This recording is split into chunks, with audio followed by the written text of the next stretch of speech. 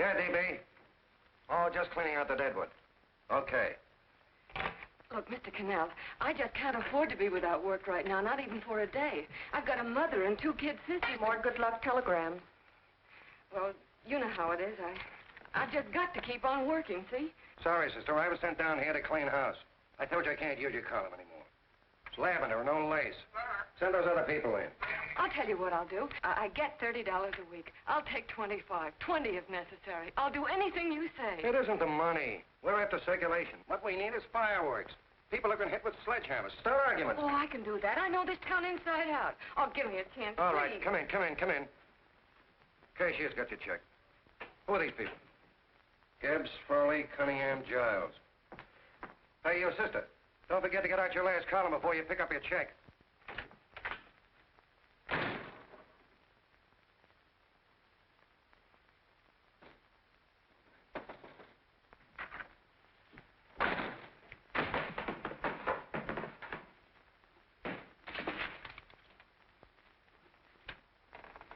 You're a couple of sticks shy in your column, man. Big rich slob like D.B. Norton buys the paper and 40 heads are chopped off. Did you get it, too? Yeah. You too? Oh, Joe. Oh, I'm sorry, darling. Why don't we tear the building down? Before you do, Ann, perhaps you'd better finish this column. Yeah, lavender and old lace. Wait, Joe. Wait. Wants fireworks, huh? Okay.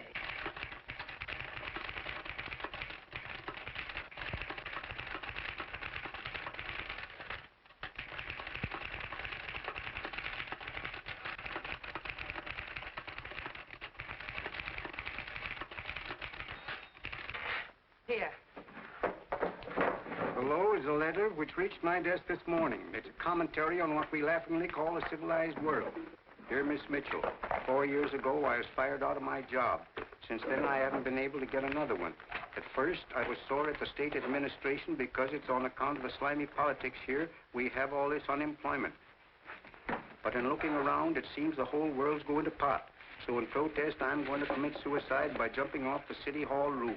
Signed, a disgusted American citizen, John Doe. Editor's note, if you ask this column, the wrong people are jumping off the roofs. Hey, Ann, this is the old Fakeroo, isn't it? Never mind that, Joe. Go ahead. Sorry.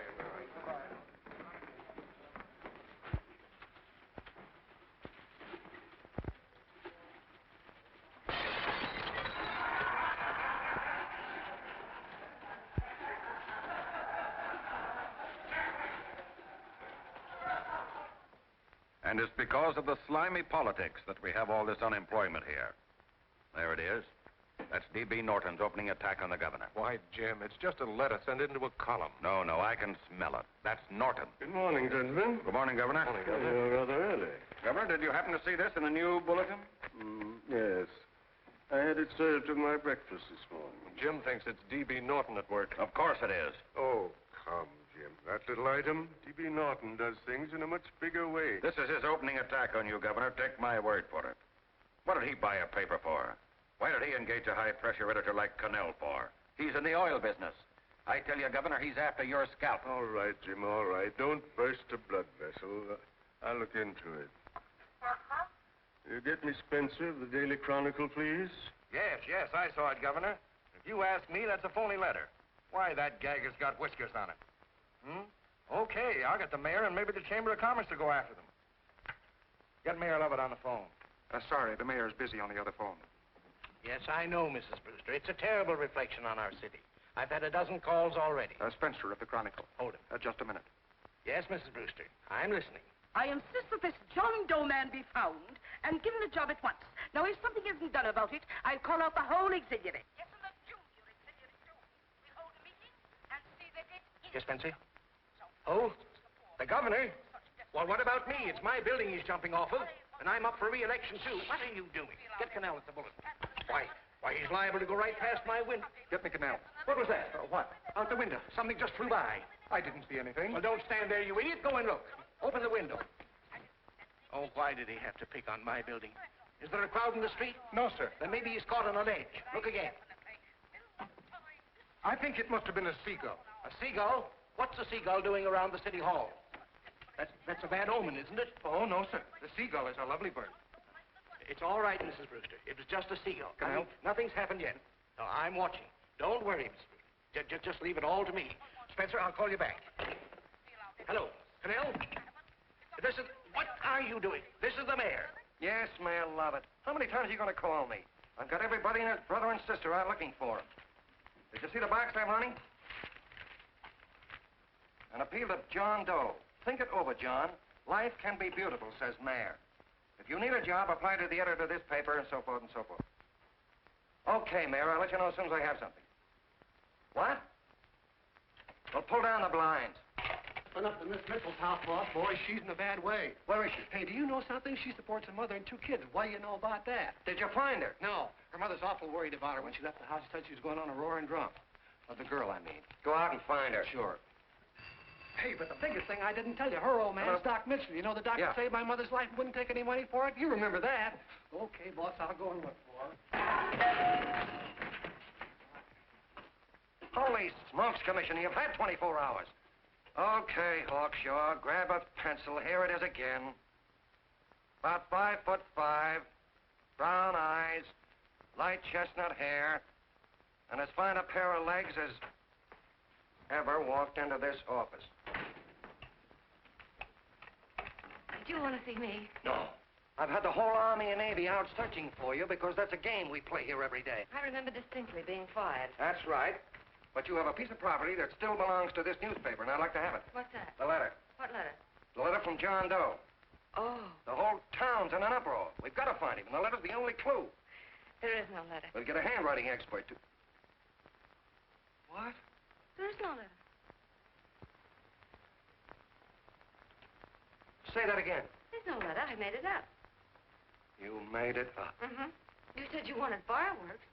Don't you know there are 9 jobs waiting for this guy? 22 families want to board him free. 5 women want to marry him, and the mayor's practically ready to adopt him, and you... Just call the morgue, boss. They said there's a girl there. Shut up.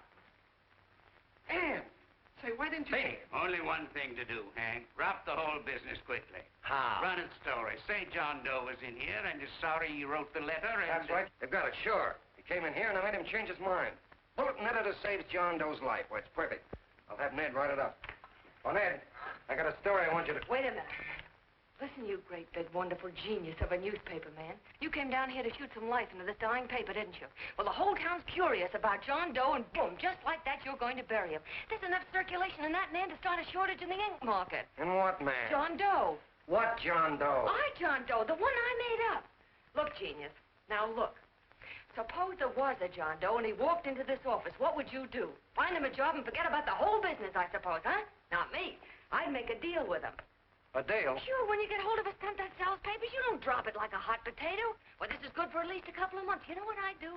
Between now and, let's say, Christmas when he's going to jump, I'd run a daily on. Starting with his boyhood, his schooling, his first job. A wide-eyed youngster facing a chaotic world. The problem of the average man, of all the John Does in the world. Now, then comes the drama. He meets discouragement. He finds the world his feet of clay. His ideals crumble, so what does he do? He decides to commit suicide and protest against the state of civilization. He thinks of the river, but no. No, he has a better idea. The city hall. Why? Because he wants to attract attention. He wants to get a few things off his chest, and that's the only way he can get himself heard. So? So he writes me a letter, and I dig him up. He pours out his soul to me. And from now on, we quote, I protest by John Doe. He protests against all the evils in the world. The greed, the lust, the hate, the fear. All of man's inhumanity to man. Arguments will start. Should he commit suicide or should he not? People will write in pleading with him. But no, sir, John Doe will remain adamant. On Christmas Eve, hot or cold, he goes. See? Very pretty.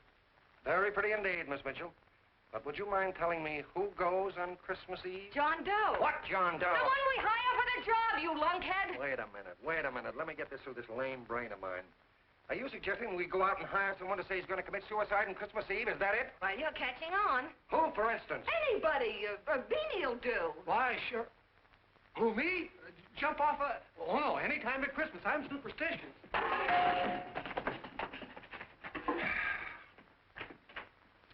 Miss Bishop, do me a favor. Will you go on out and get married and have a lot of babies, but stay out of newspaper business. Better get that story in, Hank. It's getting late. You're supposed to be a smart guy. If it was raining $100 bills, you'd be out looking for a dime you lost someplace. Holy smokes, wasting my time listening to this mad woman. Look, Chief, look at the Chronicle. It's running on John Doe. They say it's a fake. Why, to no good to... John Doe story, amateur journalism. It's palpably phony until wonder anyone is taking it serious. What do you think of those guys? That's fine. That's fine. Now fall right into their laps. Go ahead. Say John Doe walked in and called the whole thing off. You know what that's going to sound like on top of this.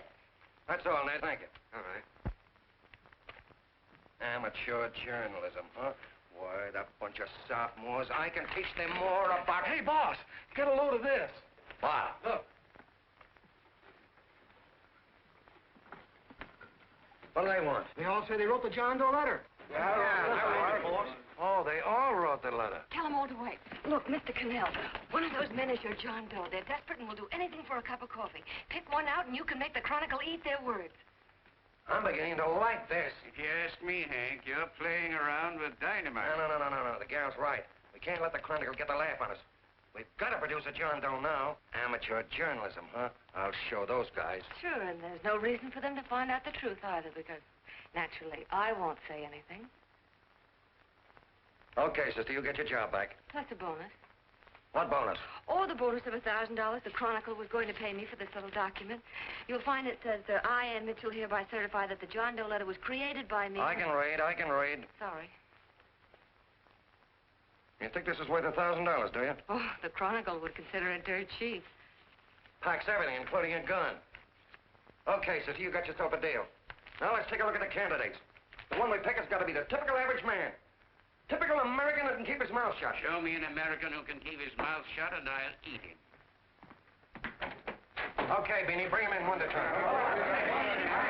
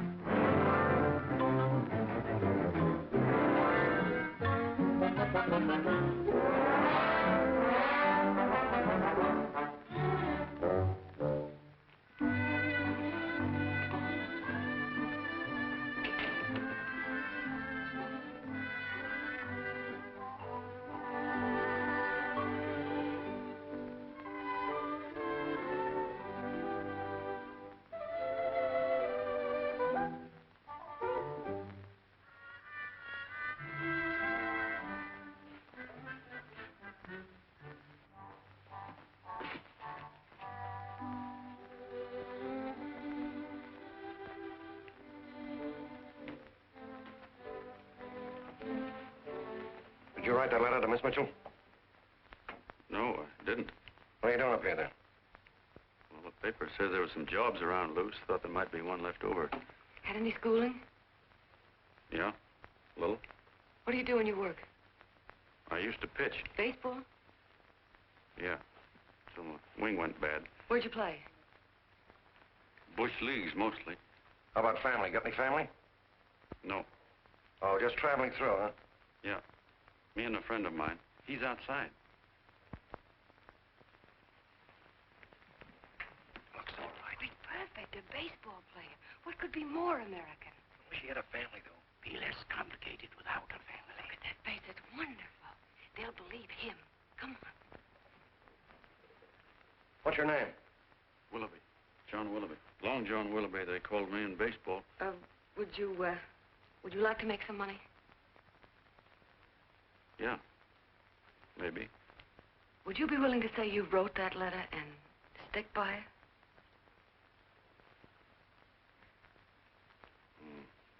I get the idea. Yeah. Maybe. That's our man. He's made to order. I don't know. He don't seem like the kind of a guy that'd fall in line. When you're desperate for money, you do a lot of things, Mr. Cannell. He's our man, I tell you. He fainted. Come on, Get the water, quickly. Hurry up, Pop. Oh, Right here, sit down. Huh? you all right? Yeah, I'm all right. How many is that, 6?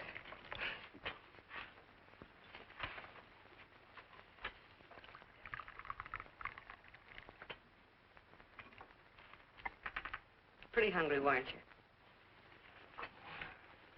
this John Doe business is batty, if you ask me. Well, nobody asked you. Trying to improve the world by jumping off buildings. You couldn't improve the world if the buildings jumped on you. Don't mind the colonel. He hates people. He liked you well enough to stick around. Well, that's because we both play doohickeys. I met him in a boxcar a couple of years ago. I was fooling around with my harmonica, and he comes over and joins in. I haven't been able to shake him since.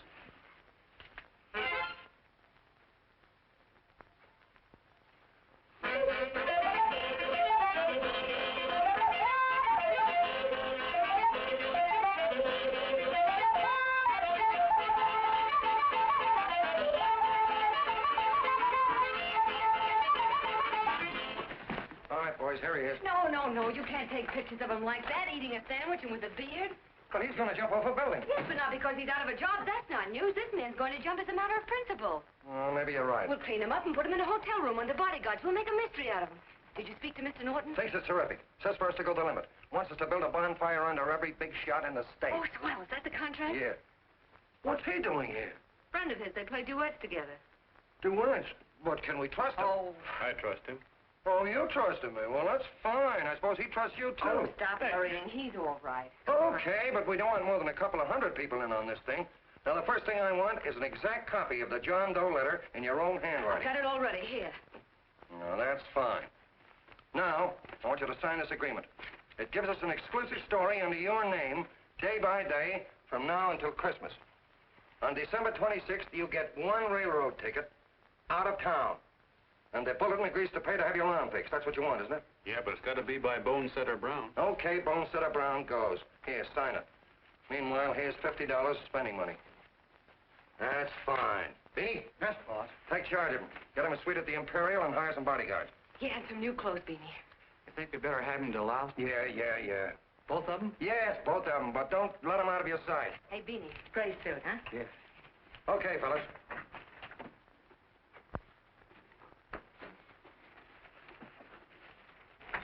Take it easy, John Doe. And you start pounding that typewriter. Oh, boy, this is terrific. No responsibilities on our part, just statements from John Doe, and we can blast our heads off. Before you pop too many buttons, don't forget to make out that check for $1,000. Okay, fellas, now, let me see. You sit outside the door. Nobody comes in, see? You two fellas sit in here. Hey, pretty nifty, huh? You ain't gonna get me to stay here. Sure you are. No, sir. That spot under the bridge where we slept last night's good enough for me. Say, what'll I do with this baggage? Let's stick him in the bedroom. Give me mine. I ain't staying. You know, we were headed for the Columbia River country before all this John Doe business came up. You remember that, don't you? Sure, I remember. Say, your ears popped coming up in the elevator. Mine did. All along, John. I tell you, it's no good. You're gonna get used to a lot of stuff that's gonna wreck you. Why, that $50 in your pocket's beginning to show up on you already. And don't pull that on me, neither. Stop worrying, Colonel. I'm going to get my arm fixed out of this. Hey, here's some cigars the boss sent us. Have one. Hey, Help cigars. yourself. No.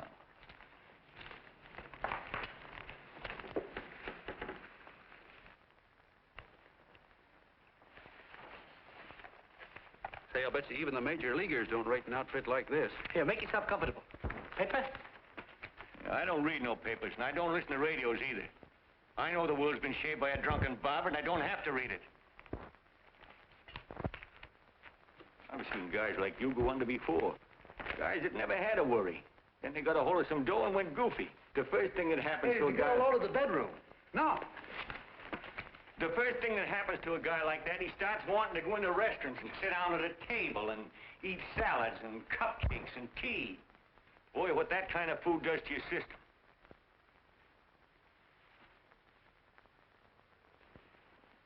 The next thing the dope wants is a room. Yes, sir, a room with steam heat, and curtains and rugs, and before you know it, he's all softened up and he can't sleep unless he has a bed. Hey, stop worrying, Colonel. $50 ain't gonna ruin me. I've seen plenty of fellas start out with $50 and wind up with a bank account. Hey, what's the matter with the bank account, anyway? And let me tell you, Long John, when you become a guy with a bank account, they got you. Yes, sir, they got you. Who's got him? The helots. Who? Hey, there's the City Hall tower I was supposed to jump off of. It's even higher than this. Who's got him? The helots. Woo! Hey, wait a minute! You're not supposed to jump on Christmas Eve. Do you want to get me in a jam? If it's going to get you in the jam, I'll do you a favor. I won't jump. And when they got you, you got no more chance than a road rabbit. Hey, who'd you say was going to get him? Hey, is this one of those places where you ring if you want something? Yeah, just use the phone. Boy, I've always wanted to do this. Hey, Doc, look. Look, Doc. Give me that again, will you? Who's going to get him? The helots. Who are they? Listen, sucker, you ever been broke? Sure, mostly often. All right. You're walking along. Not a nickel in your jeans. You're free as the wind. Nobody bothers you. Hundreds of people pass you by in every line of business. Shoes, hats, automobiles, radios, furniture, everything. And they're all nice, lovable people. And they let you alone. Is that right? Then you get a hold of some dough, and what happens? All those nice, sweet, lovable people become helots. A lot of heels. They begin creeping up on you, trying to sell you something. They get long claws, and they get a stranglehold on you. And you squirm, and you duck, and you holler, and you try to push them away, but you haven't got a chance. They got you. First thing you know, you own things. A car, for instance. Now your whole life is messed up with a lot more stuff.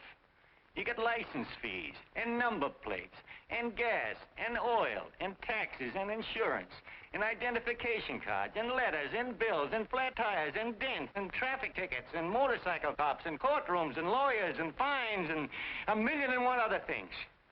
And what happens? You're not the free and happy guy you used to be. You gotta have money to pay for all those things. So you go after what the other fellas got. And there you are. You're a helot yourself.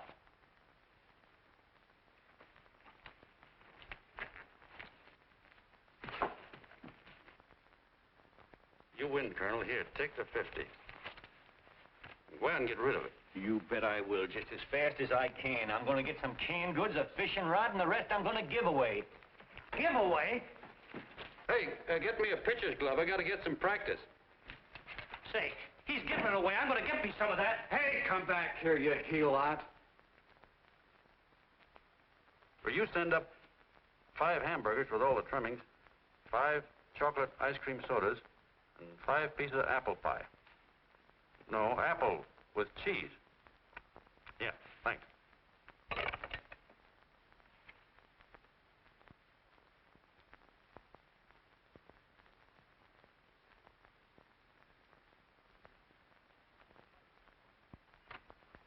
Hello there. Well, well. If it isn't the man about town. All set, Miss Ann. Hmm? Oh, yes. Let's go. Let's see, we want some action in these pictures. Action? Mm-hmm. That's good. No. This man's going to jump off a roof. Oh. Here, wait a minute. Let me comb your hair. Sit down. Yeah, that's better.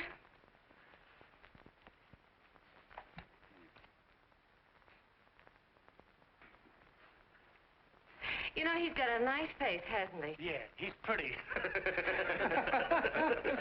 Sit down, quiet egghead. All right, now a serious expression. Can't. I'm feeling too good. Oh, come on now, this is serious. You're a man disgusted with all of civilization.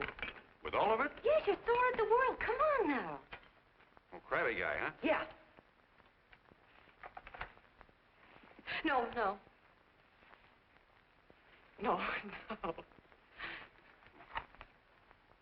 No, look. You don't have to smell the world. Well, all those guys in the Never picture mind stand- those guys. All right, stand up. Now, let's see what you look like when you protest. Against what? Against anything, just protest. You got me. Oh, look, I'm the umpire, and you just cut the heart of the plate with your fast one, and I called it a ball. What would you do? Oh, you did, huh? Yeah. Why can't you call it right, you boneheaded... Grab it!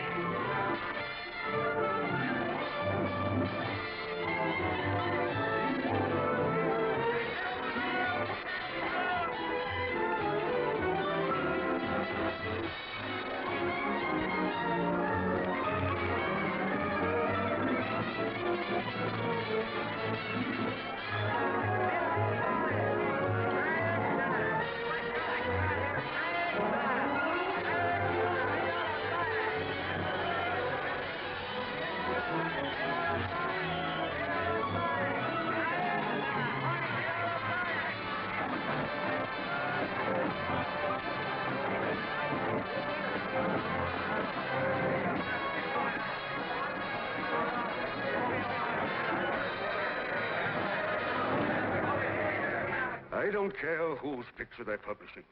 I still say that this John Doe person is a myth, and you can quote me on that. And I'm going to insist on his being produced for questioning.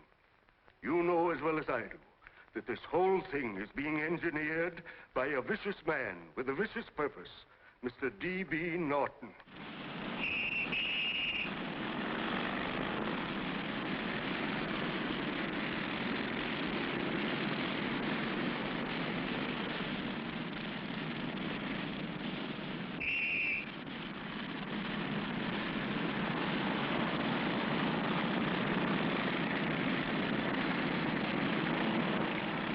And Miss Mitchell are at the house, sir. So they are? All right, come on. Personally, I think it's just plain stupidity to drop it now. You should see a fan mail, thousands.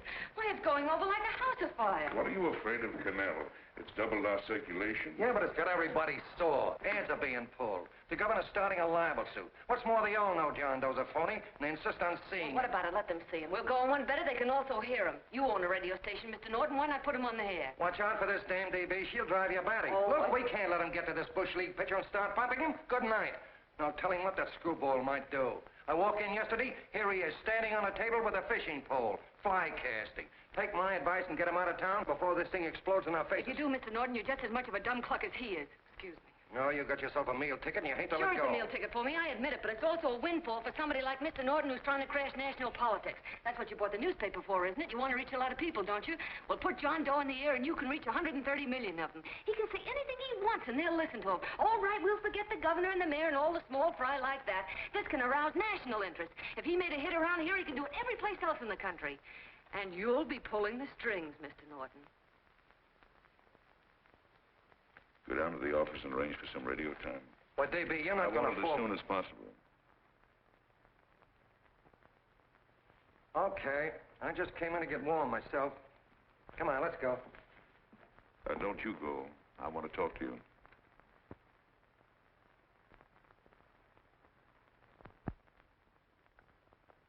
Sit down.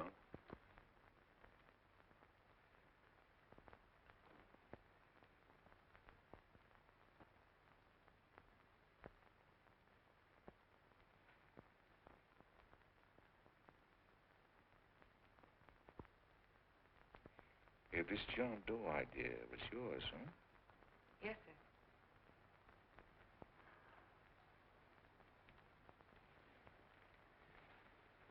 How much money do you get? $30. $30. Well, what are you after? I mean, what do you want? A journalistic career? Money.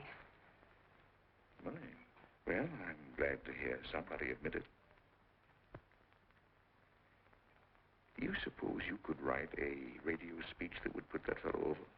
Oh, I'm sure I can. Do it, and I'll give you $100 a week. $100? That's only the beginning. You play your cards right, and you'll never have to worry about money again. Oh, I know it. Hello. Hello. Whenever there's a pretty woman around. This is my nephew, Ted Sheldon, Miss Mitchell. How do you do? How do you do? All right, Casanova, I'll give you a break. See that Miss Mitchell gets a car to take her home. Always reading my mind, aren't you? Thank you very much for everything. And Miss Mitchell, I think from now on you'd better work directly with me. Yes, sir.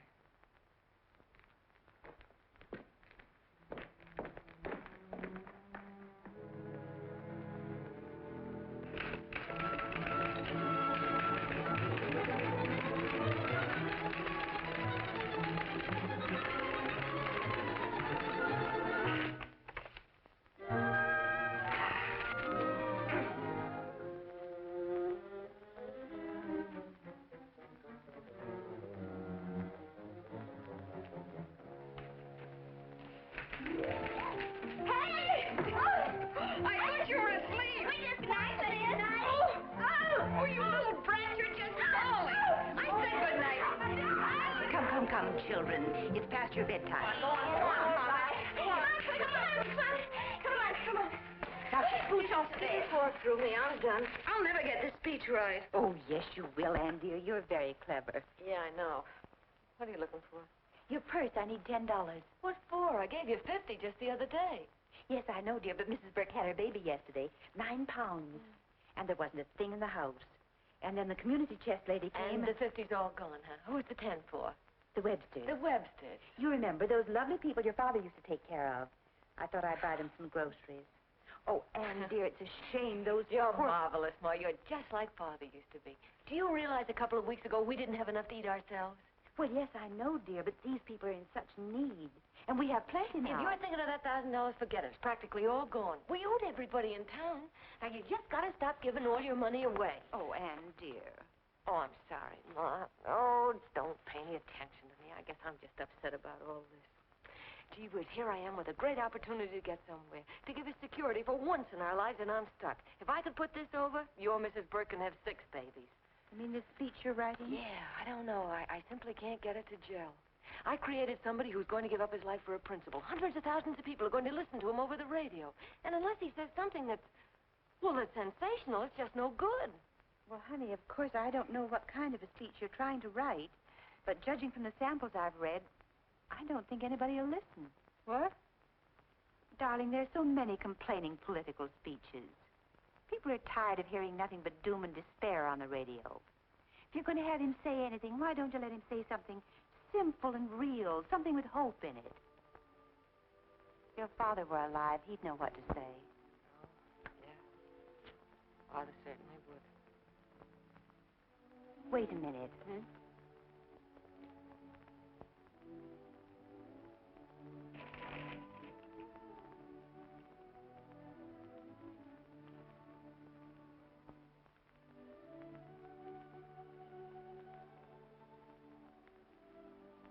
That's your father's diary, Anne. Father's... I never knew he had a diary. There's enough in it for 100 speeches. Things people ought to hear nowadays. You'll be careful of it, won't you, dear? Always help to keep your father alive for me. You bet I will, Ma. Wait a minute. John Doe don't want to sign no autograph. Well, what does he do all day? What does he do all day? He's writing out his memories. Sorry, lady, you can't see Mr. Doe. He wants to be alone. No, he just sits around all day and commutes with himself.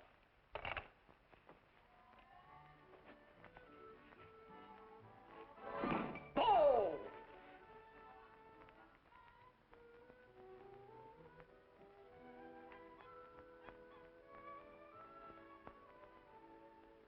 I don't know how you're going to stand it around here till after Christmas.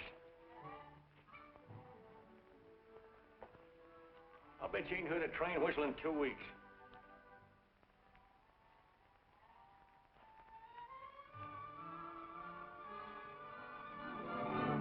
Steve Wright!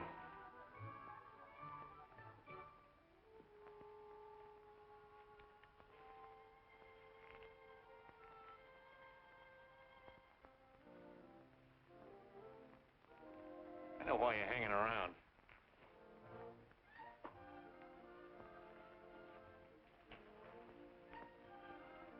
You're stuck on the girl.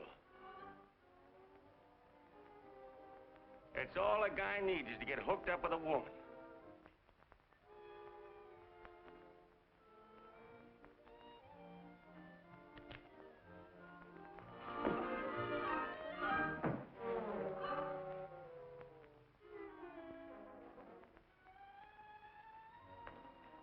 What was that, a single? First baseman dropped the ball. Butterfingers. Tough luck, pal.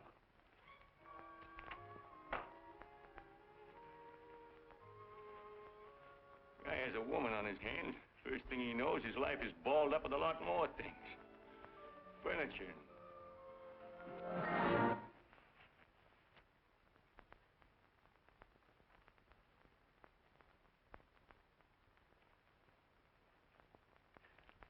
Did you get him? You're out. Swell. What's this, the end of the 8th? 9.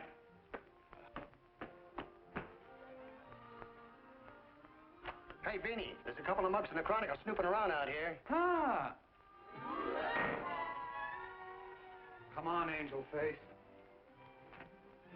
Gangway. What's the score, Angel Face? 3-2, off paper. Gee, that's great.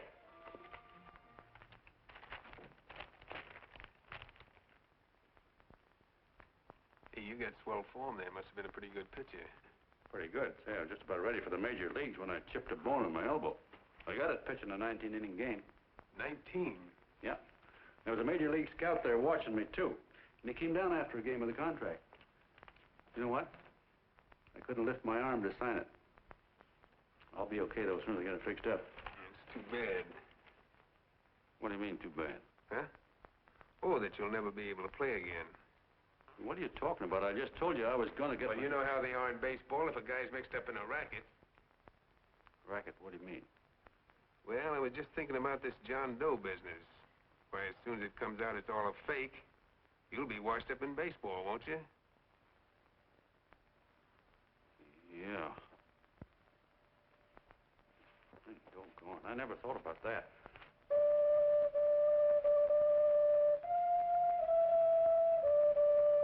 Gosh. And another thing, what about all the kids in the country? The kids that idolize ball players. What are they going to think about you?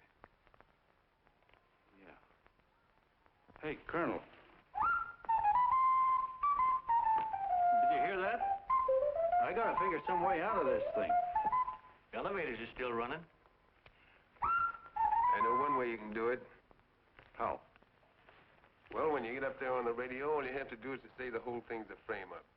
Make you a hero sure as you're born. Yeah, but how am I going to get my arm fixed? Well, that's a cinch.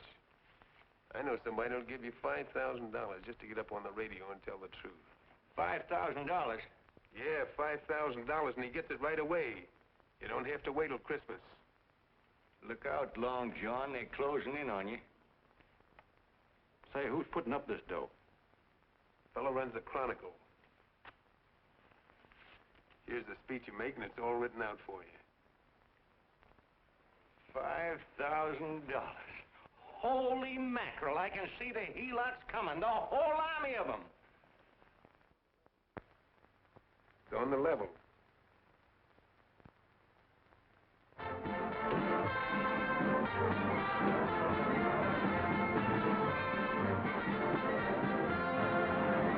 No, I'm sorry. Tickets for the broadcast are all gone. Phone the bulletin. Sorry, no more tickets left.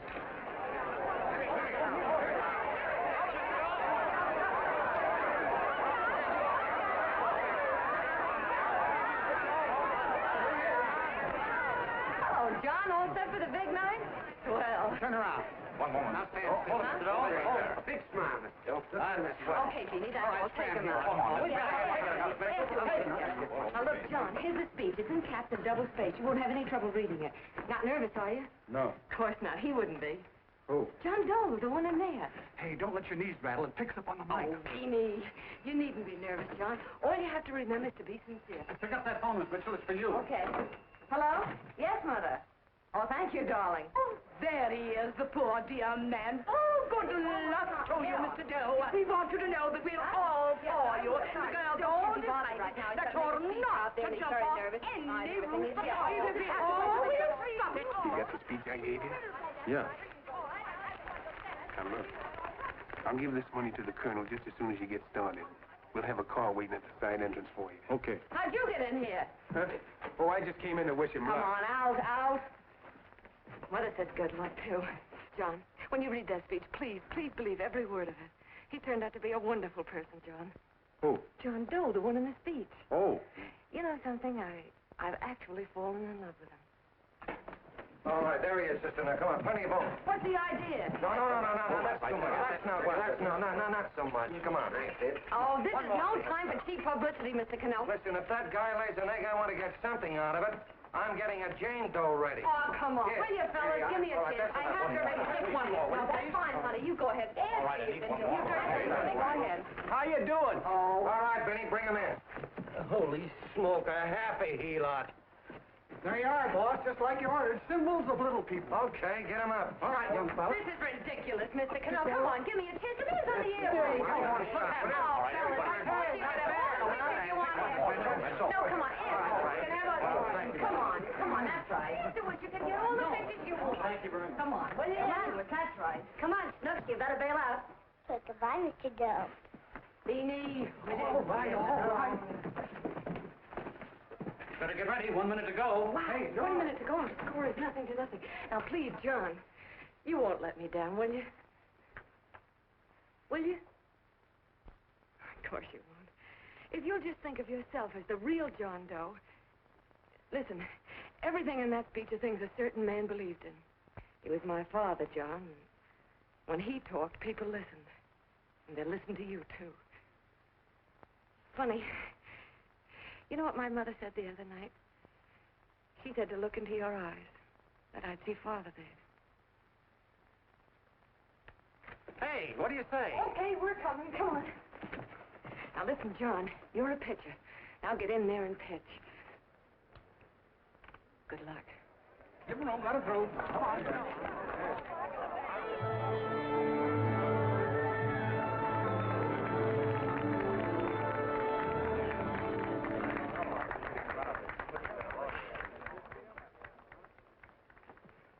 Hey, let's get out of here. There's the door right there. Hey, what are you doing here? That's what I'd like to know. Come on, out. Hey, he's a friend of mine. Never mind, let him alone. He's all right. I'll be right over there pulling for you. No, John, over here.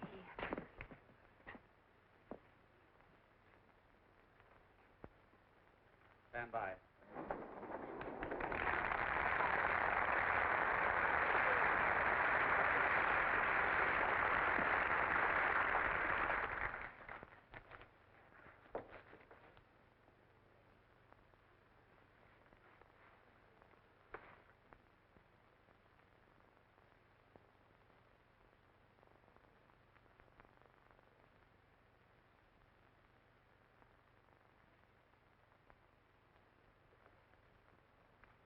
Phone the Chronicle. Tell them to start getting those extras out.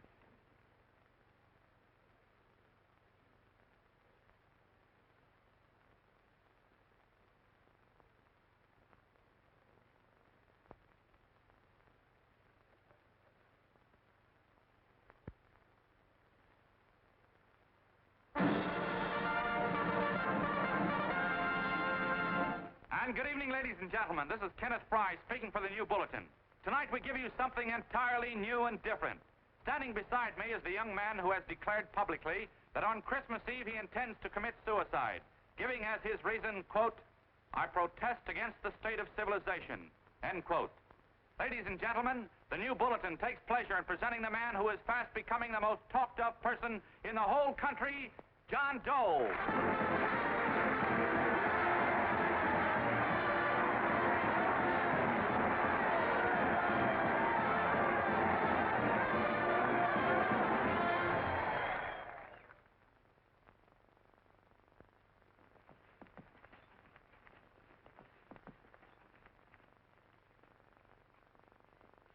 Ladies and gentlemen, I am the man you all know as John Doe. I took that name because it seems to describe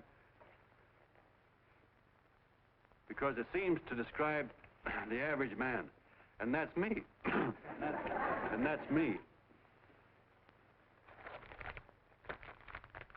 Well, it was me before I said I was going to jump off the city hall roof at midnight on Christmas Eve. Now I guess I'm not average anymore. Now I'm getting all sorts of attention. From big shots, too. We've been double-crossed. The mayor and the governor, for instance. They don't like those articles I've been writing. You're an imposter, young fellow. That's a pack of lies you're telling. Who wrote that speech for you?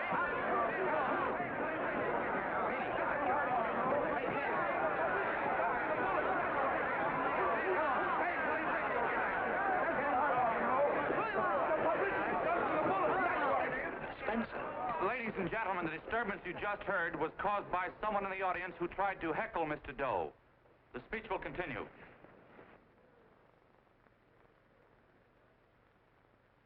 Well, people like the governor and that fellow there can stop worrying. I'm not going to talk about them. I'm going to talk about us, the average guys, the John Does. If anybody should ask you what the average John Doe is like, you couldn't tell him because he's a million and one things. He's Mr. Big and Mr. Small. He's simple and he's wise. He's inherently honest, but he's got a streak of larceny in his heart. He seldom walks up to a public telephone without shoving his finger into the slot to see if somebody left a nickel there.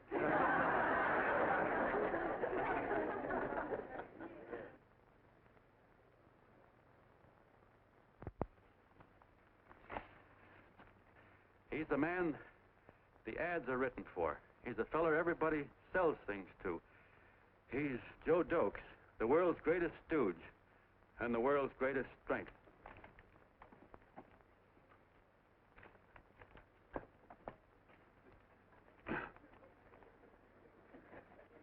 Yes, sir.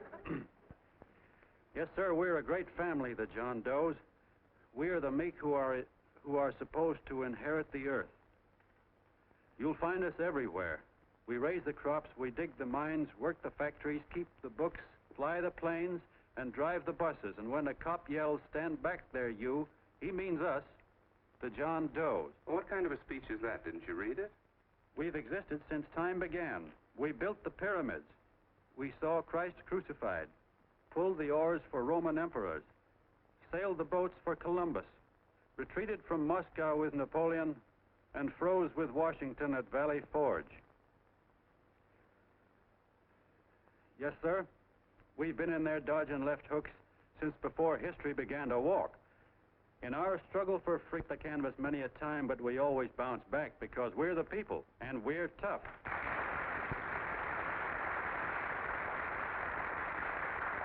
They've started a lot of talk about free people going soft, that we can't take it. That's a lot of hooey. A free people can beat the world at anything, from war to tiddlywinks, if we all pull in the same direction.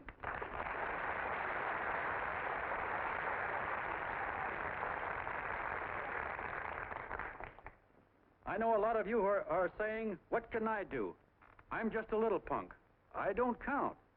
Well, you're dead wrong. The little punks have always counted, because in the long run, the character of a country is the sum total of the character of its little punks.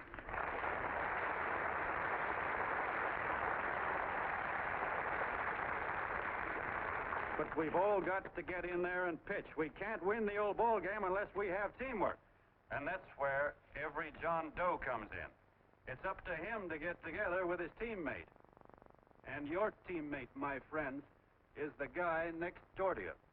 Your neighbor. He's a terribly important guy, that guy next door. You're going to need him, and he's going to need you, so look him up. If he's sick, call on him. If he's hungry, feed him. If he's out of a job, find him one. To most of you, your neighbor is a stranger, a guy with a barking dog and a high fence around him. Now, you can't be a stranger to any guy that's on your own team. So tear down the fence that separates you. Tear down the fence, and you'll tear down a lot of hates and prejudices. Tear down all the fences in the country, and you'll really have teamwork.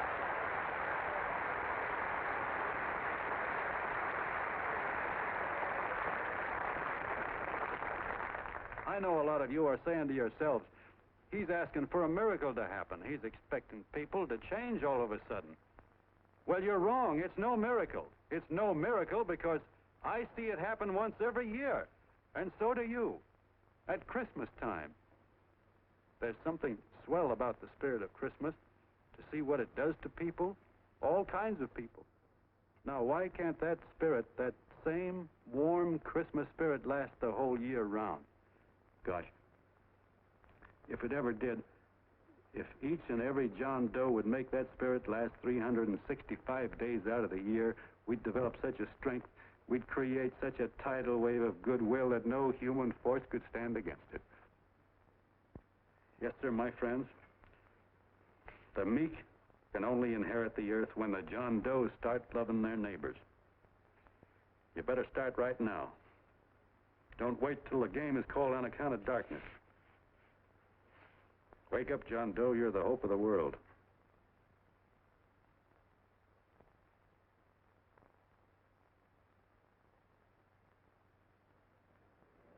John, you were wonderful.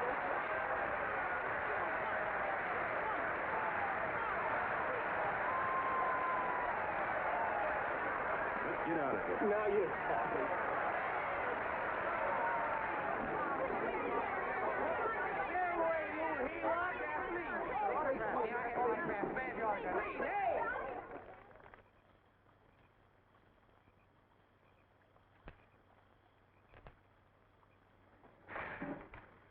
knew you'd wake up sooner or later.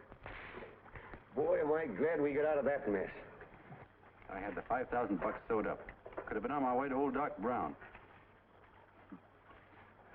You're a pitcher, John, she says. Now, go in there and pitch.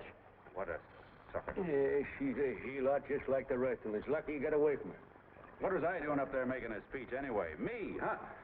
Geez, the more I think about it, the more I could... Tear down all the fences. Why, if you tore one picket off of your neighbor's fence, he'd sue you. 5,000 bucks had it right in my hand. What do you mean he ran away? We'll go after him, find him. That man is terrific.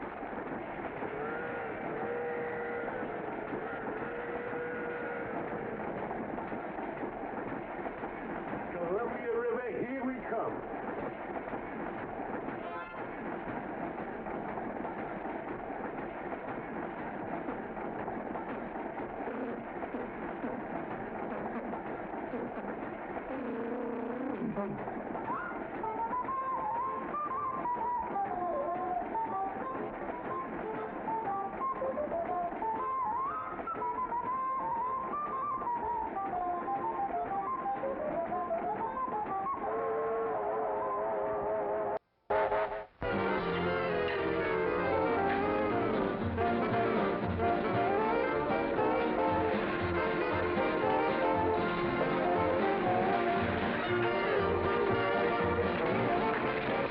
Jitterbugs.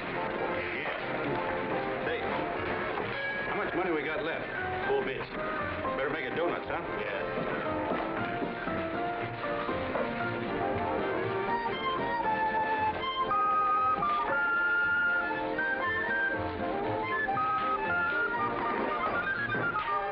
What'll it be, Jet? Have you got a couple of steaks about that big and about that thick? Yeah, with hash brown potatoes and tomatoes and apple pie and ice cream and coffee. And donuts, I know. Hey, Ma! Seekers! A fair. Things at the fair coming up. Glad he took the tea out of there.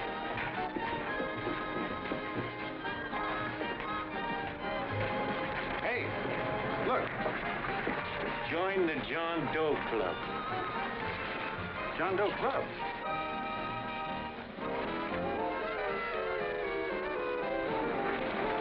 Uh-oh. You John Doe? Who? John Doe. Ah, you need glasses, buddy. Oh, but it's a spitting image of John Doe. Yeah, but his name is Willoughby. I'm John Willoughby. I'm a baseball player. Sure. Oh, no, I know that voice anyway. You can't kid me. You John Doe. Hey, Ma! Ma! That's John Doe. John Doe! Yeah, sitting right there, big as life. Who'd you say it was? John Doe, the big guy there. Pictures in the paper. That's John Guy. John Doe. John Doe. Sitting right there, John Doe. Hey, operator. Dan Beanery. Call everybody in town. John Doe was just in my place. Yeah, he ordered donuts.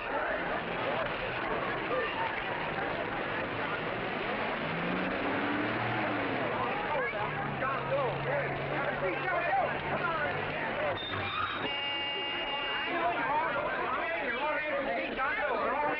My office is packed like a sardine box. What does John Doe look like, Mr. Mayor? Oh, he's one of those great big outdoor type men. No, you can't see him. You didn't vote for me the last time. Shame on you. What are you doing there? Get off my front porch anyhow. Mr. Norton come yet?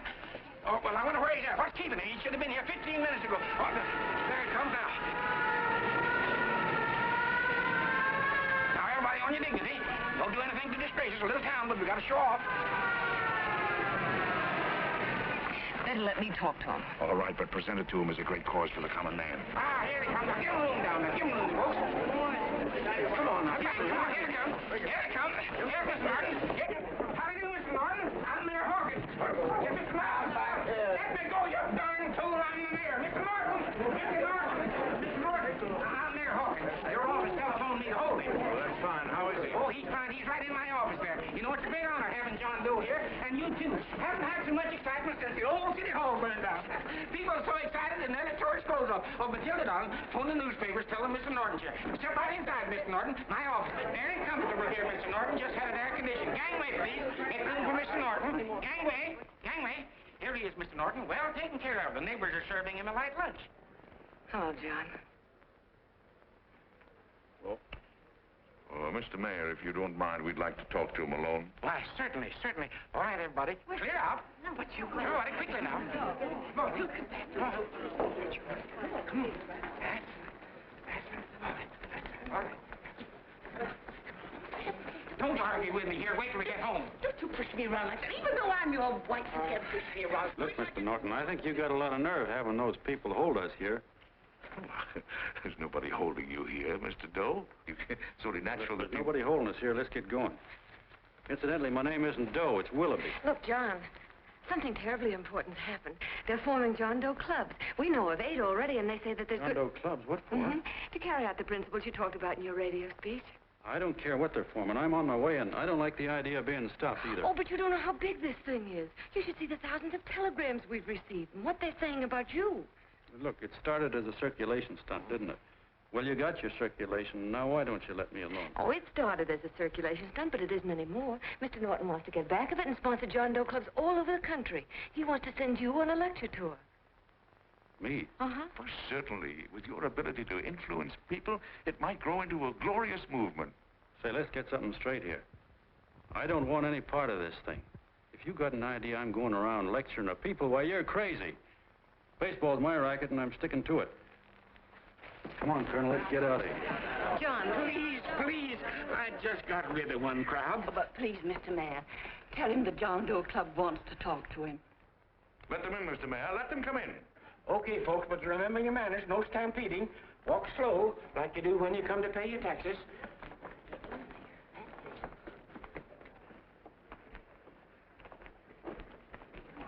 Okay. All right, give me a chance. come right in. My name's Bert Hanson, Mr. Doe. I'm the head soda jerker at Schwabacker's drugstore.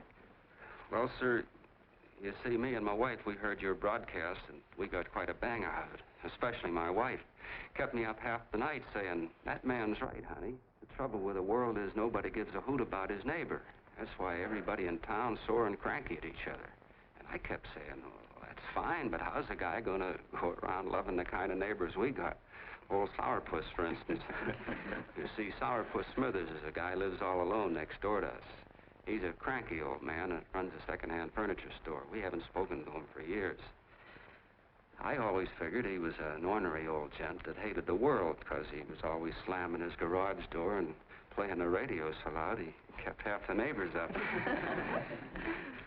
Well, anyway, the next morning I'm out watering the lawn and I look over and there's Sourpuss on the other side of the hedge straightening out a dent in his fender. And my wife yells to me out the window. She says, go on, speak to him, Bert. And I figured, well, heck, I can't lose anything, so I yelled over to him, good morning, Mr. Smithers. He went right on pounding his fender. Was I burned? So I turned around to give my wife a dirty look, and she said, louder, louder, he didn't hear you. So in a voice you could have heard in the next county, I yelled, good morning, Mr. Smithers. Well, sir, you could have knocked me over with a feather.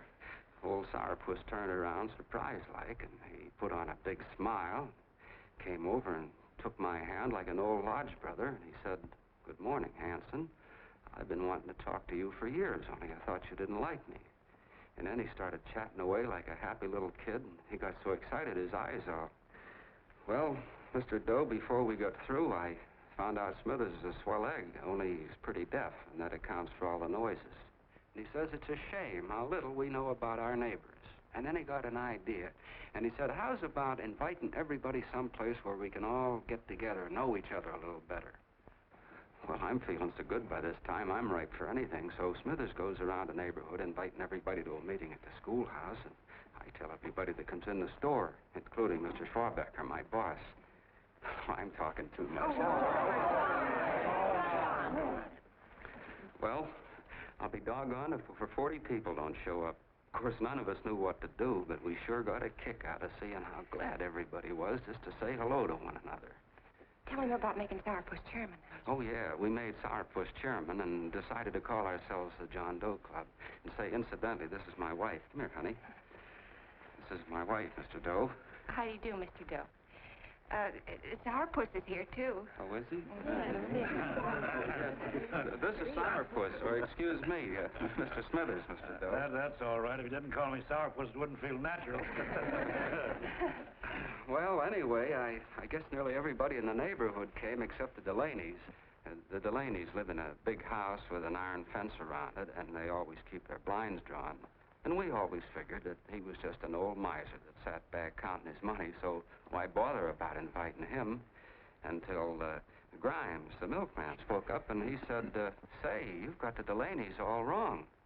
And then he tells us about how they canceled their milk last week, and how when he found a note in the bottle, he got kind of curious-like, and he sort of peeked in under the blinds and found the house was empty.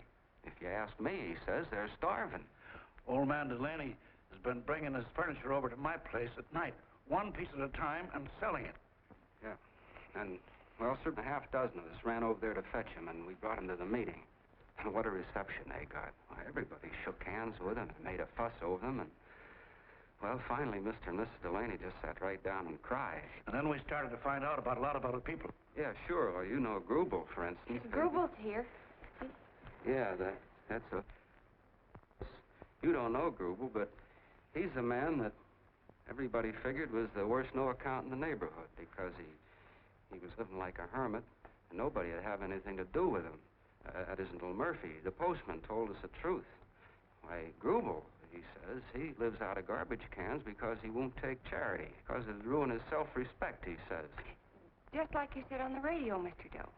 Well, sir, about a dozen families got together and gave Grubel a job watering their lawns. Isn't that wonderful?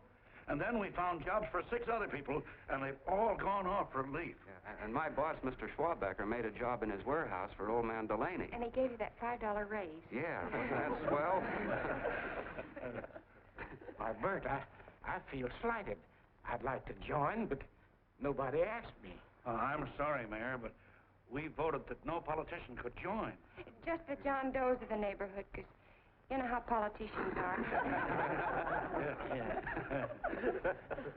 Well, the reason we wanted to tell you this, Mr. Doe, was to give you an idea of what you've started. And from where I'm sitting, I don't see any sense in you jumping off any building. No. Well, thank you for listening. Goodbye, Mr. Doe. You're a wonderful man. And it strikes me you can be mighty useful walking around for a while. Goodbye, Mr. Doe. Goodbye, Mr. Doe.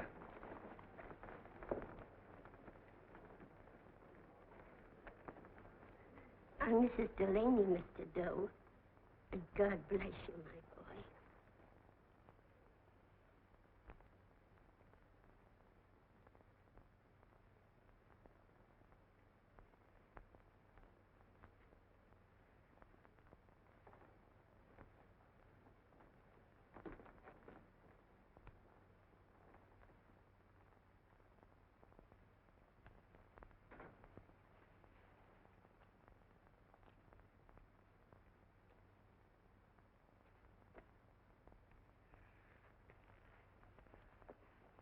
Gee whiz, I'm all mixed up.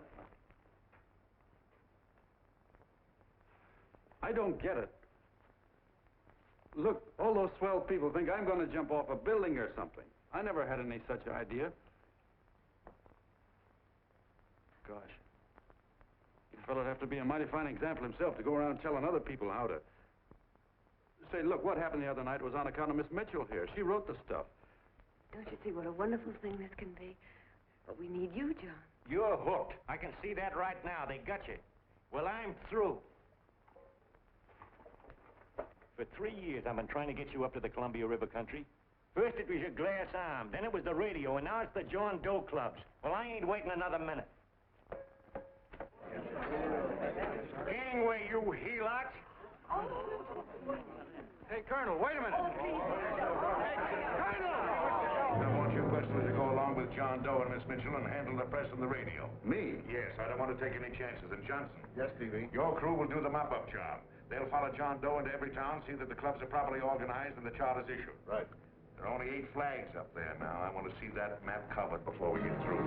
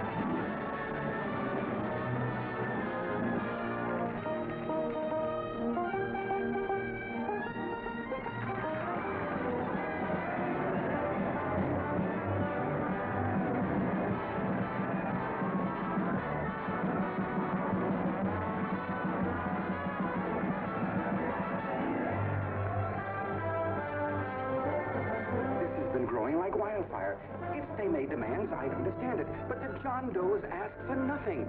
People are going off relief. If this keeps up, I'll be out of a job. As soon as it gets strong enough, we'll find out what John Doe wants. 30 every Thursday. 60 at 60. Who knows what? I'm sorry, boss. They just won't let anybody talk politics to them. It's crazy. We've got to get to them. They represent millions of voters.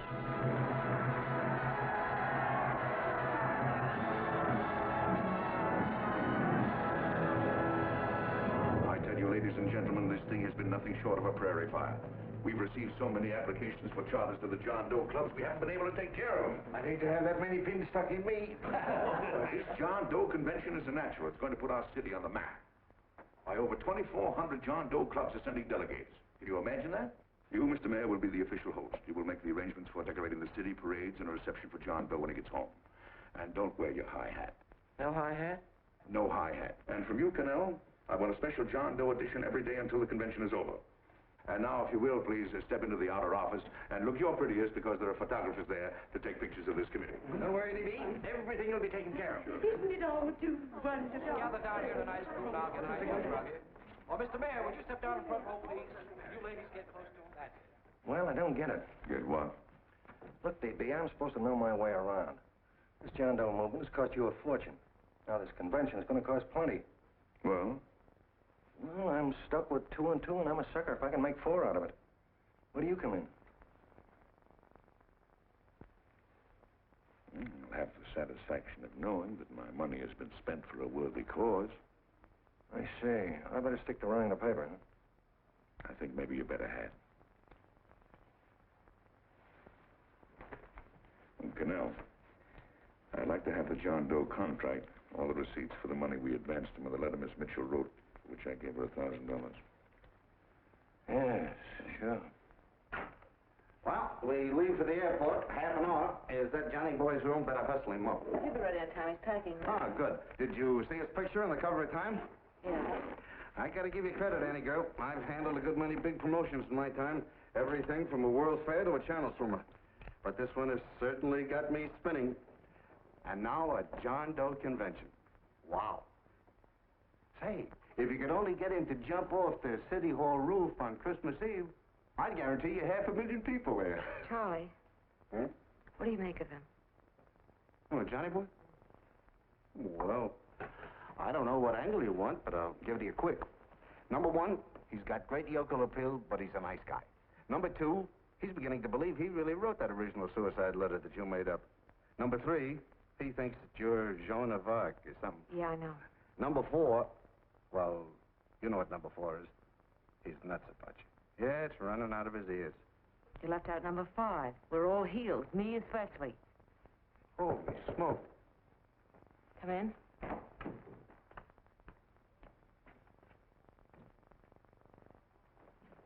More pack. Good, I'll go and get Beanie Boy. Okay, Charlie boy.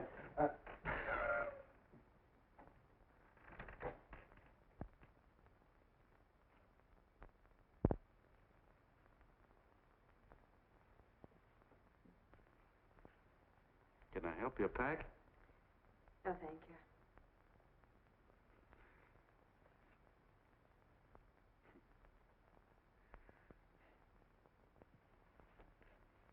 You care if I sit down out here? No.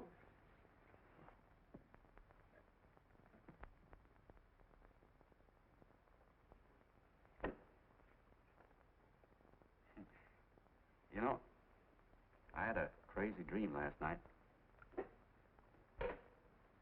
It was about you. About me? Sure was crazy. I dreamt I was your father.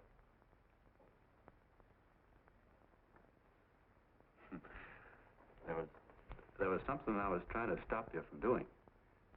So I got up out of bed, and I walked right through the wall here, right straight into your room. You know how dreams are.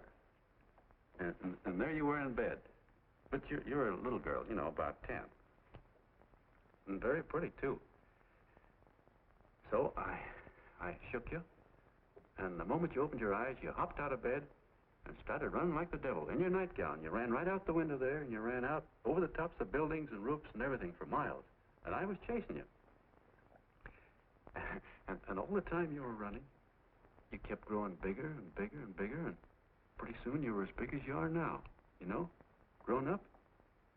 And all the time I kept asking myself, what am I chasing her for? And I didn't know. Isn't that a hot one? Well, anyway, you ran into some place, and then I ran in after you, and when I got there, there you were, getting married. And the nightgown had changed into a beautiful wedding gown. You sure look pretty, too. And then I knew what it was I was trying to stop you from doing. Dreams are sure crazy, aren't they? Well, would you like to know who it was you were marrying? Oh, a tall, handsome Ubangi, I suppose.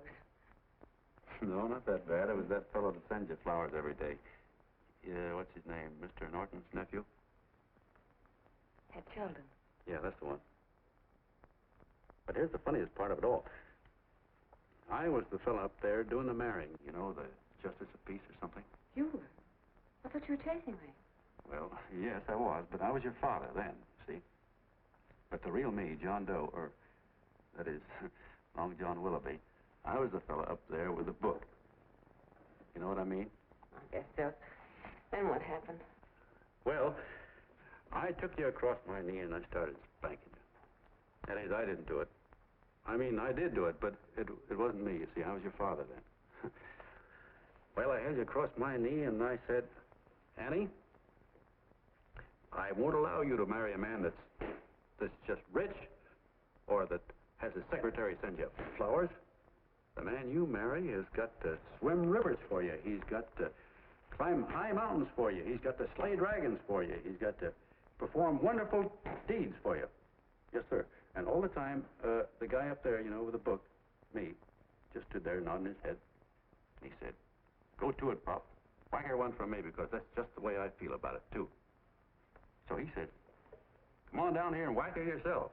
So I came down and I whacked you a good one, see? And he whacked you. And I whacked you another one. We both started whacking you like... Well, if you're through whacking her, come on, let's get going. Okay, fellas, right in here. You go out the side entrance. There's a bunch of autograph seekers out front. We'll be down with the bags in a minute.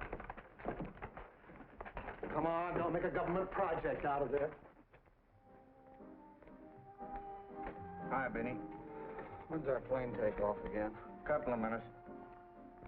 How many people do you think we've talked to already, outside the radio, I mean? Oh, I don't know. About 300,000. 300,000. What makes them do it, Ann? What makes them come and listen and get up their John Doe clubs the way they do? I've been trying to figure it out. Look, John, what we're handing them are platitudes. Things they've heard 1,000,000 times. Love thy neighbor, clouds have silver linings, turn the other cheek. It's just as... Yeah, I heard them 1,000,000 times, too, but there you are. Maybe they're like me, just beginning to get an idea what those things mean.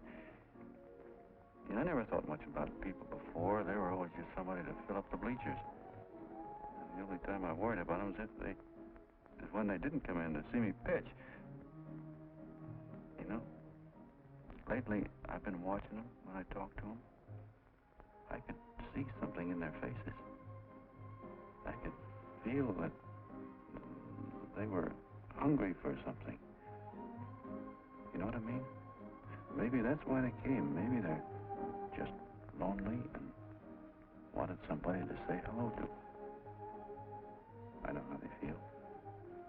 I've been lonely and hungry for something practically all my life.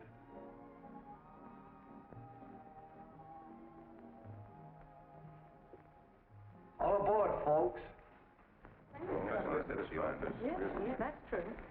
Oh, somebody else sitting here? No, that's your seat. And this is your coat. Mine? A little token of appreciation. Oh, it's beautiful, D.B. Well, I don't quite know what to say. Well, don't say anything at all. Just sit down. Oh. Go ahead, open it.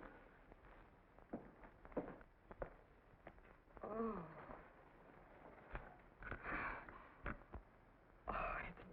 lovely. And a new contract goes with it. Well, come on, spring it. You've got something on your mind. Must be stupendous. That's what I like about it. Right to the point, like that. All right, Practical Annie. Here it is. Tomorrow night, before a crowd of 15,000 people and talking over a nationwide radio hookup, John Doe will announce the formation of a third party. A third party? Yes, the John Doe Party. Devoted entirely to the interests of all the John Does all over the country, which practically means 90% of the voters. He will also announce the third party's candidate for the presidency. A man whom he personally recommends, a great humanitarian, the best friend the John Does have. Mr. D.B. Norton. Yes.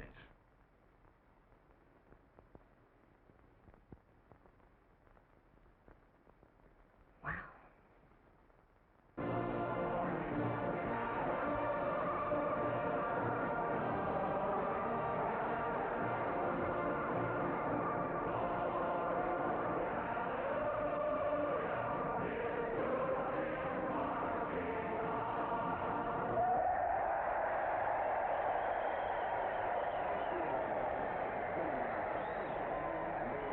And although the opening of the convention is hours off, the delegates are already pouring into the ballpark by the droves, with lunch baskets, banners, and petitions asking John Doe not to jump off any roof. But no matter how you look at it, it's still a phenomenal movement. These John Does, or the hoi polloi, as you've heard people call them, have been laughed at and ridiculed, but here they are, gay and happy, having traveled thousands of miles, their expenses paid by their neighbors, to come here to pay homage to their hero, John Doe. And in these days of wars and bombings, it's a hopeful sign that a simple idea like this can sweep the country. An idea based on friendliness, on giving and not taking, on helping your neighbor and asking nothing in return. And if a thing like this can happen, don't let any of your grumbling friends tell you that humanity is falling apart. This is John B. Hughes, signing off now and returning you to our main studio until 9 o'clock, when the convention will officially open. Oh, John, come in. Say, I'm kind of... It's raining out a little. That's all right. It's good to see you. Sit down. Thanks.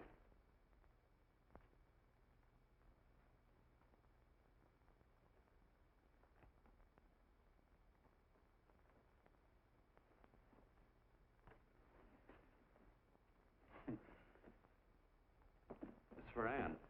Oh, how nice. Thank you very much. Flowers. I'm terribly sorry she isn't here. She isn't? No, she just left. I'm surprised you didn't run into her. She went over to Mr. Norton's house. Oh. Did you want to see her about something important? Yeah. Well, no, it'll wait. Say, he's a nice man, isn't he? Mr. Norton, I mean. He's done an awful lot for the...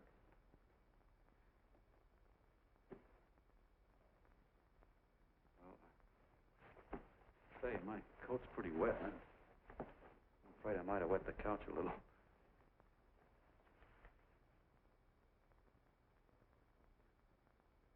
Well, I guess I'll see her at the convention later. Yes, of course. I'll see that she gets the flowers.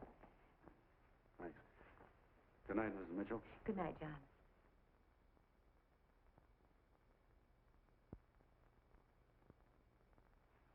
Say, Miss Mitchell,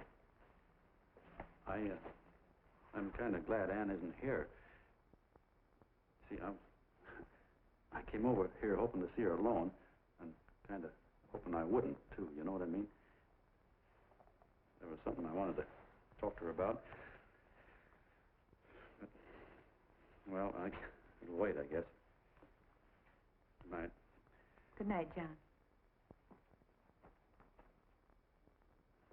Say, look, Mrs. Mitchell, have you ever been married? Oh, I'm sure you have. Gosh, that's pretty silly. I guess you must think I'm kind of batty. Well, I guess I'd better be going at that. John, my husband said, I love you. Will you marry me? You did?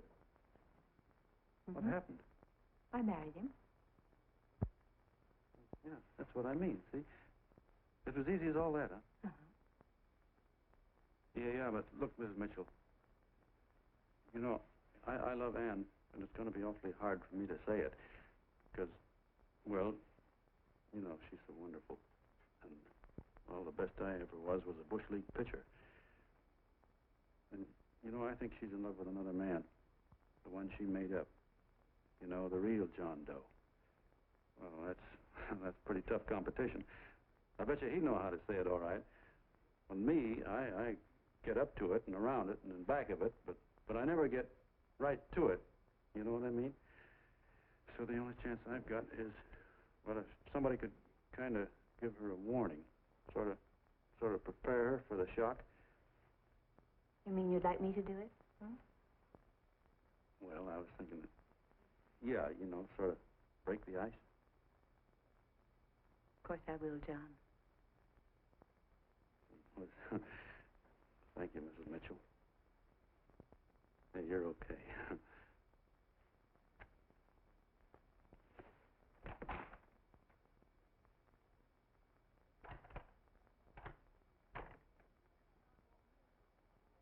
This John Doe meeting is going to be one of the biggest things that ever happened. Why, they're coming from all over. Trains, boxcars, wagons. Look out! Hello, bodyguard. Hey, had your dinner yet? Oh, that's all right. Well, look, no, go ahead and have your dinner. Wait a minute, John.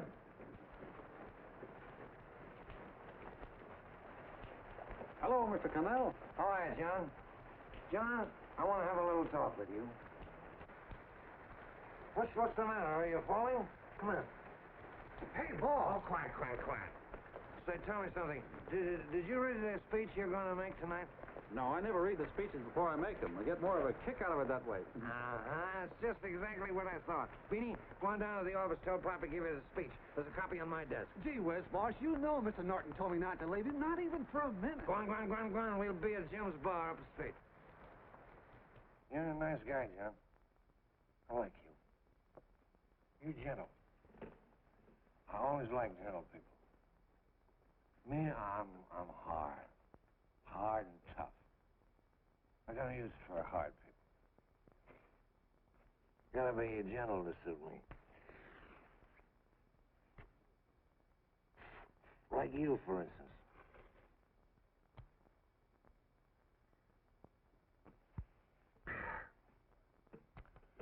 Yep, I'm hard. But you want to know something? I've got a weakness.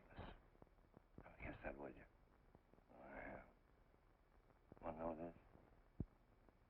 Star-Spangled Banner. Screw you. Well, maybe it is, but play the Star-Spangled Banner. I'm a sucker for it. Always gets me right here. Know what I mean? Yeah, it gets me right back here. Oh, back there, huh? Well, every man to his own taste. You weren't old enough. You weren't old enough for the World War, were you, Jim? No, of course not. Oh, you must have been just kidding. I was just ripe and raring to go. You know what my old man did when I joined up? He joined up, too. Got to be a sergeant. And that's a kick for you. We were in the same outfit. Funny, huh?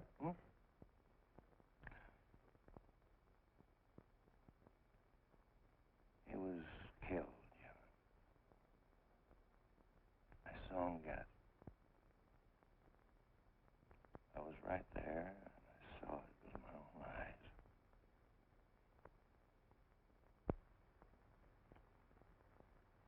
Me, I came out without a scratch. That is, excepting my ulcers.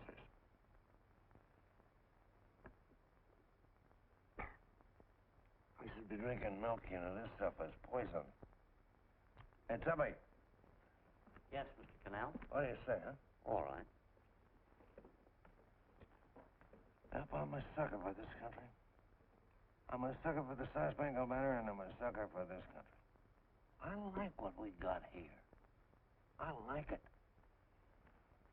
A guy can say what he wants and do what he wants without having a bandit shoved through his belly. And that's all right. You betcha. Yeah. We don't want anybody coming around changing it, do we? No, sir. When they do, I get mad. I get boiling mad. Right now, John, I'm sizzling. I get mad for a lot of other guys besides myself. I get mad for a guy named Washington, and a guy named Jefferson, and Lincoln. Lighthouses, John. Lighthouses in a foggy world.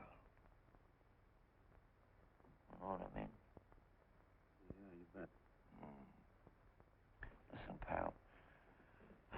This fifth column stuff is pretty rotten, isn't it? Yeah, it certainly is. And you'd feel like an awful sucker if you found yourself marching right in the middle of it, wouldn't you? You. Of course, you would have known it because you're gentle. But that's what you're doing. You're mixed up with a skunk, my boy. A no-good, dangerous skunk. Say, you're not talking about Mr. Norton, are you? I'm not talking about his grandfather's pet poodle. You must be wrong, Mr. Cannell. He's been marvelous about the John Doe clubs. Yeah? Say, you're sold on this John Doe idea, aren't you? Sure. Sure. I don't blame you. So am I. It's a beautiful miracle. A miracle that can only happen right here in the good old USA. And I think it's terrific. What do you think of that? Me, hard-boiled Cannell, and I think it's plenty terrific. All right. Now, supposing a certain unmentionable worm whose initials are DB was trying to use that to shove his way into the White House so he could put the screws on, so he could turn out the lights in those lighthouses. What would you say about that, huh? Nobody's going to do that, Mr. Cannell. They can't use the John Doe clubs for politics. That's the main idea. Is that so? Then what's a big political boss like Hammett doing in town? And a labor leader like Bennett? And a lot of other big shots are up at DB's house right now. Wolves, John. Wolves. Waiting to cut up the John Does. Wait till you get a gander at the speech you're going to make tonight. You're all wet. Miss Mitchell writes those speeches. Nobody can make her write that kind of stuff. They can't, huh? Who do you think writes them? My Aunt Emma? I know she writes them. And gets a big bonus for doing them, too. A mink coat and a diamond bracelet. Don't write them. Why, that gold-grabbing dame would double-cross her own mother for a handful of Chinese yams. Shut up. If you weren't drunk, I'd... Hey, boss. Here's the speech, boss. Hey. Go on and read it, John, and then start sucking. Hey, wait a minute, Mr. Doe. Tubby? Yes, sir. Better bring me a glass of milk. I'm smoking too much. Yes, Charlie? Got everything all set? Fine. John Doe been taken care of? Good. How many people do you think will be there? 15,000? Oh, my, that's fine. Now, listen, Charlie. As soon as John Doe stops talking about me, I want you to start that demonstration. And make it a big one, you understand? Don't worry about that, DB. My boys are there. They'll take care of it. What? Yes, I'll be there 15 minutes after I get your call. Why, Mr. Doe. Where are they? In the dining room, sir.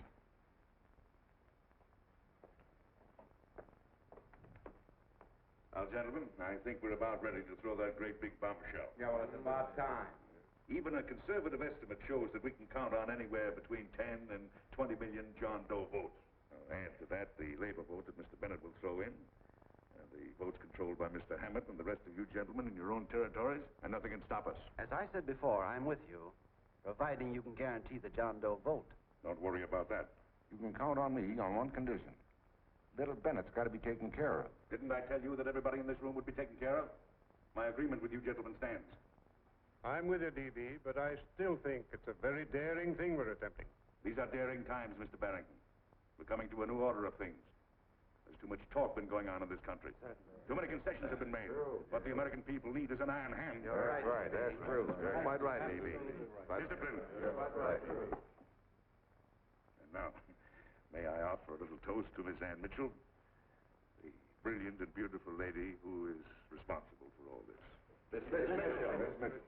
Mr. Norton, I'd like to talk to you alone for a minute. Oh, Miss Mitchell has something to say to us.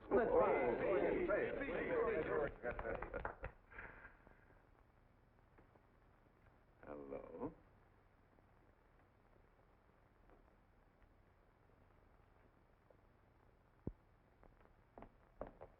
John, I'm so glad to see you. I was terribly worried. Did you write this?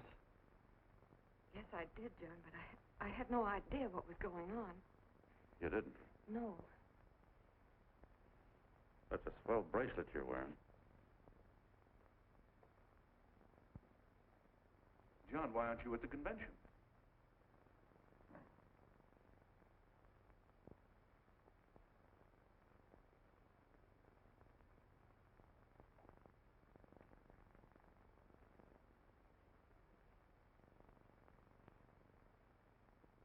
Is there anything wrong?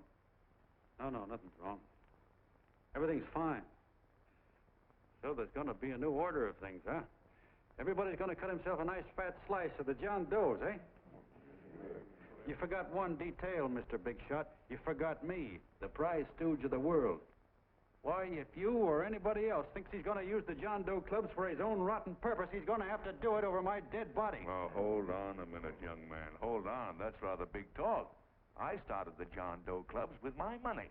And I'll decide whether or not they're being properly used. No, you won't. You're through deciding anything. And what's more, I'm going down to that convention, and I'm going to tell those people exactly what you and all your fine-feathered friends here are trying to cook up for them. And I'm going to say it in my own words this time. Stop it, baby. Hold my door. You ruined us, TV. Wait a minute, fella. My uncle wants to talk to you. Listen to me, my son. Before you lose your head completely, may I remind you that I picked you up out of the gutter and I can throw you right back there again?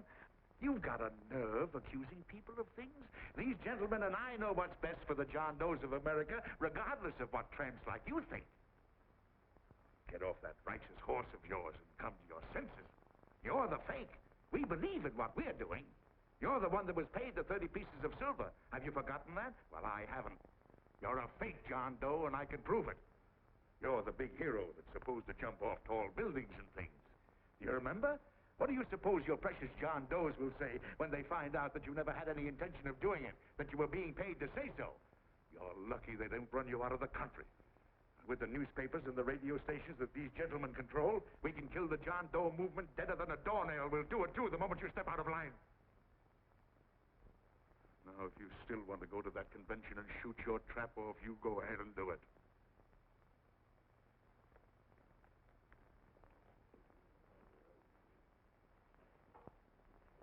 You mean to tell me you'd try to kill the John Doe movement if you can't use it to get what you want? You bet your bottom dollar we would.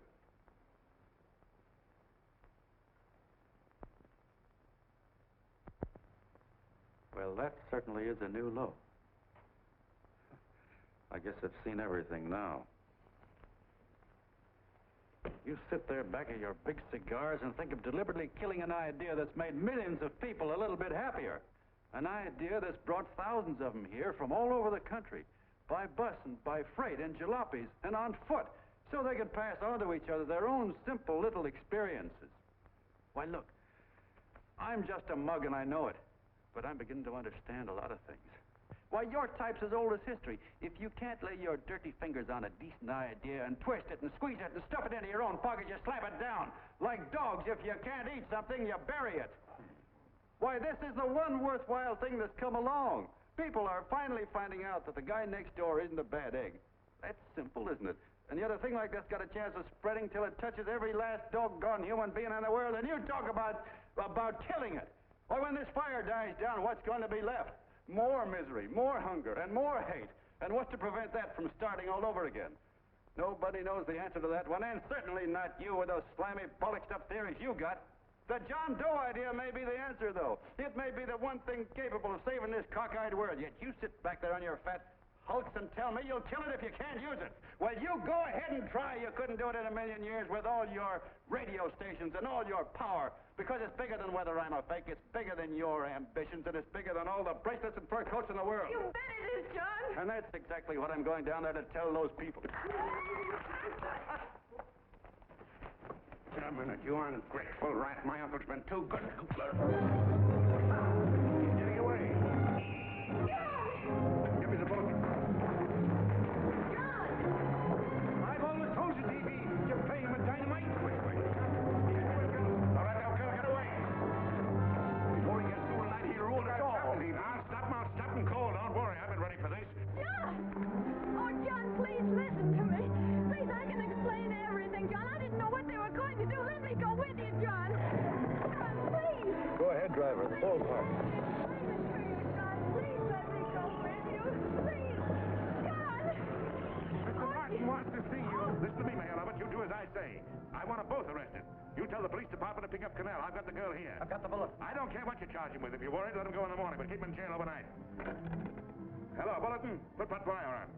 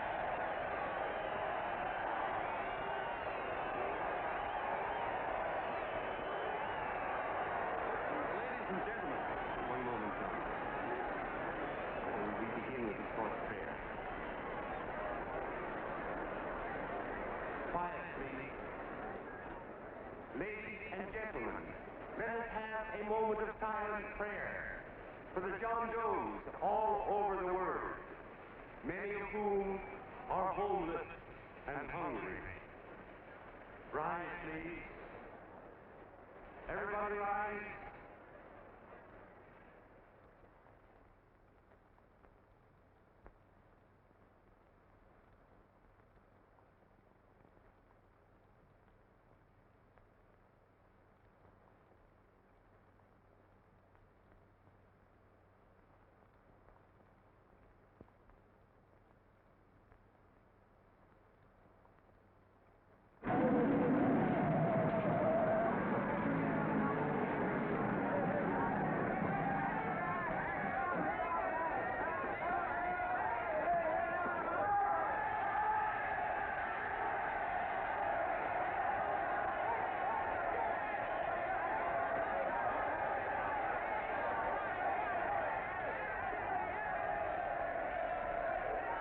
Newsboys.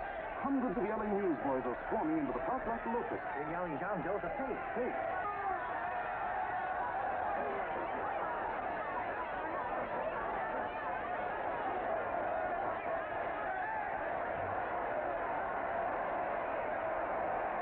Federal investigation urged by Chamber of Commerce. How could he be a fake, Kevin? It must be some kind of a gag.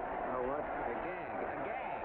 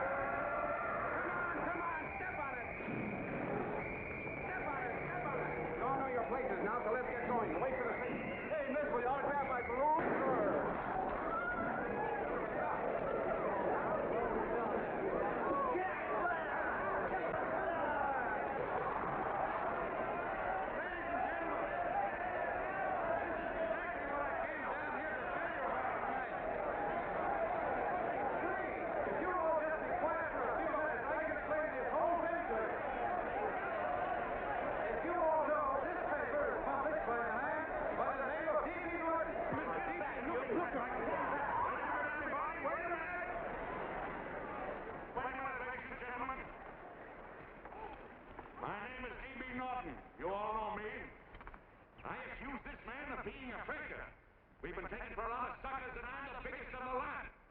I spend a fortune backing this man in what I believe to be a sincere and worthy cause, just as you all did. And now I find out it's nothing but a cheap racket cooked up by him and two of my employees for the sole purpose of collecting dues from John Doe's all over the country. That's a lie. Not a lie. Nickels and dimes to stuff into their own pockets. You can read all about it in the newspapers there. That's a lie. Listen, this man had no intention of jumping off the top of a building. He was paid to say so. Do you deny that? That's got nothing to do with it. Were you paid for it, or weren't you? Yes, I was paid, but there And what about the suicide note? You didn't write that either. What difference Did you write it or didn't you? No, I didn't write it. Well, you bet your life you didn't. You look in your papers, ladies and gentlemen, and you'll find Miss Mitchell signed confession that she was the one who wrote it. Listen, folks, it's a fact that I didn't write the letter. Now, you see, he admits that you're a fake John Doe. For what you have done to all these good people, they ought to run you out of the country. And I hope they do it.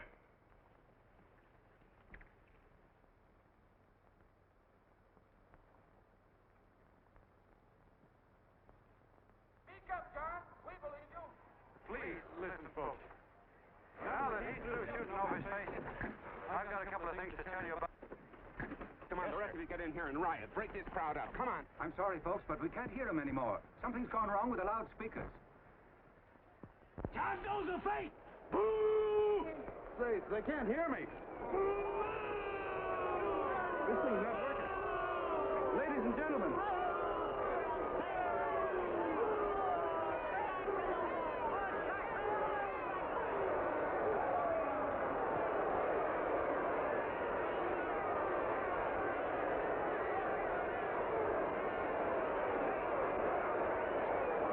This thing's bigger than whether I'm a fake. Look, Greg, you believe me, don't you? Sure, I believe you. Walking my legs off, digging up 5,000 signatures for a phony. Well, there you are, Mr. Doe. 5,000 names asking you not to jump off any roof. It makes no difference, Bert. The idea's still good. We don't have to give up our club. Yeah, well, you can have it. They're starting to throw things. Somebody's going to get hurt. I'm afraid it'll be John Doe. Listen to that mob. I'm gonna go. All right, lady. Let go. Let me go. I want to go. Oh, please. Please let me go. They're crucifying him. I can help them. Sorry, sister. We got orders to hold. Oh, it's removed. Can't you see it's a frame up? And oh, why do they won't let me go? They won't let me go. Listen, folks. You gotta listen to me, everybody. Back to the jungle, you hobo! Just another racket! Stick to your club. We've been fed baloney so long, we're getting used to it.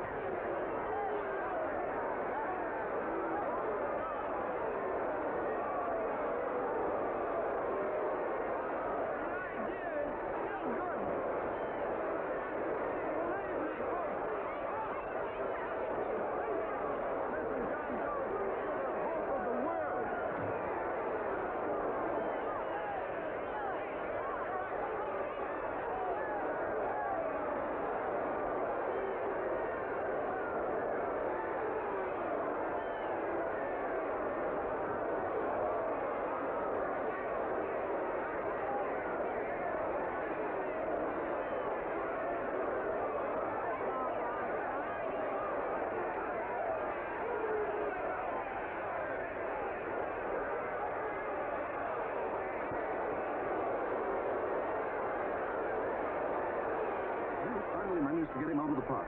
If that boy isn't hurt, it'll be a miracle. Ladies and gentlemen, this certainly looks like the end of the John Doe movement. Well, boys, you can chalk up another one to the Pontius Pilates.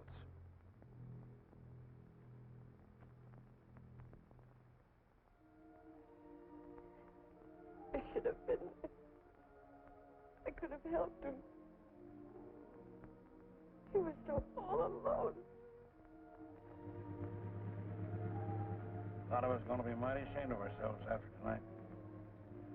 We certainly didn't give that man much of a chance.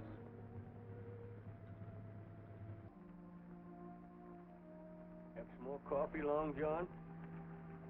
No thanks, Tom.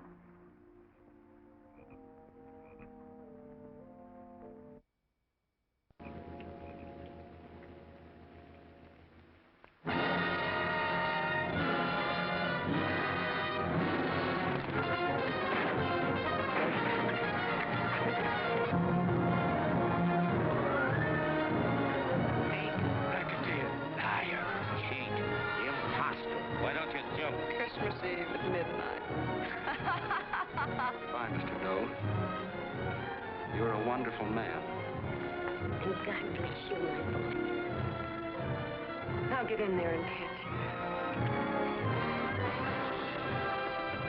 You're a fake John Doe, and I can prove it. You're the big hero who's supposed to jump off tall buildings and things. Do you remember? What do you suppose your precious John Does will say when they find out that you never had any intention of doing it, that you were being paid to say so? Christmas Eve at midnight.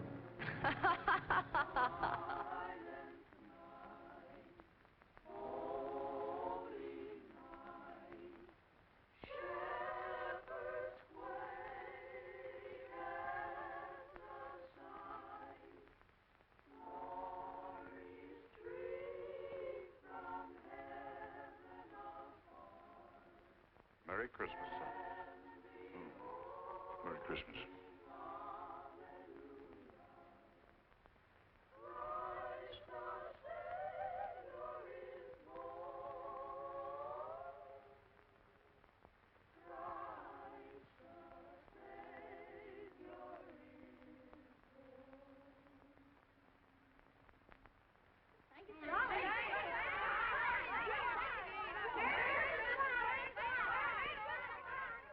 Who? John Doe. Is that screwball still around? Dame's been calling all day. Sure, I know. Yeah, at midnight, huh? Okay, lady. We'll have the place surrounded with nets. They're laughing at me.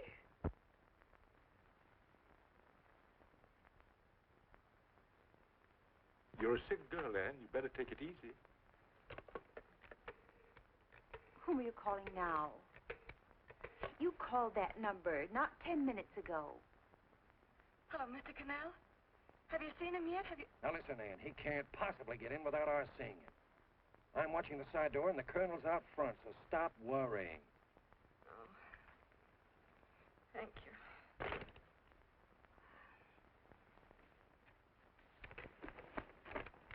What, Ann? Ann, don't be foolish. If this isn't the craziest, the battiest, the looniest wild goose chase I ever heard of. Shut up, Bert. Sourpuss is right. Yeah, well, if he is, I'm a banana split. That man is going to be on that roof. Don't ask me how I know. I just know, and you know it as well as I do.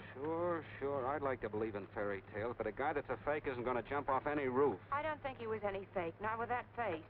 And anyway, what he stood for wasn't a fake. Okay, honey, okay.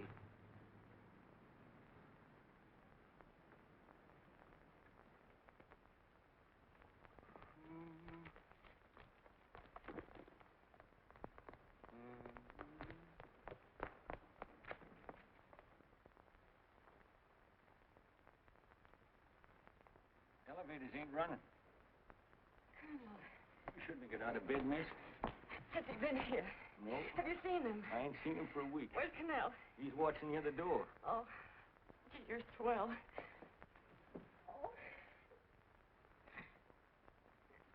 There's no sense in going up there. I've been here for hours. He ain't here. Let me go, will you? Now that's crazy. It's 14 floors.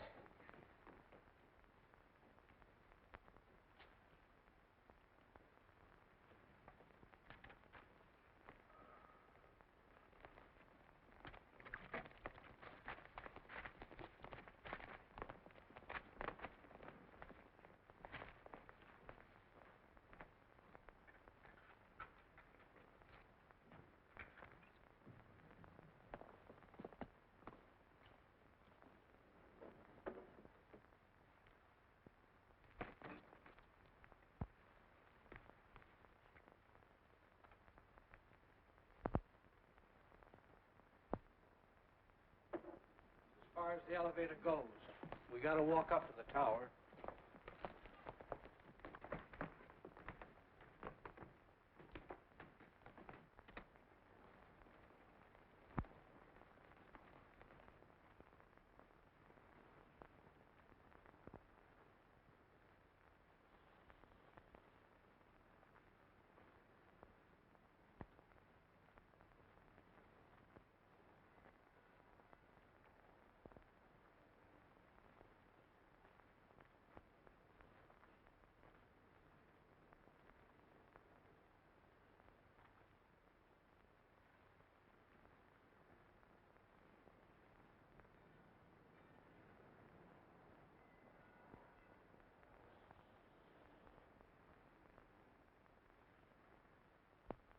That tramp was probably full of Christmas cheer and asleep in some flop house.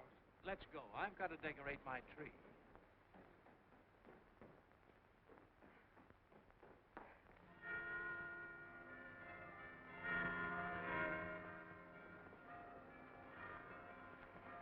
Well, I give up. I don't know what gave us the idea that we'd attempt anything like this. I guess you're right. I'm afraid the joke's on us. Let's go. I hope nobody finds out we've been here.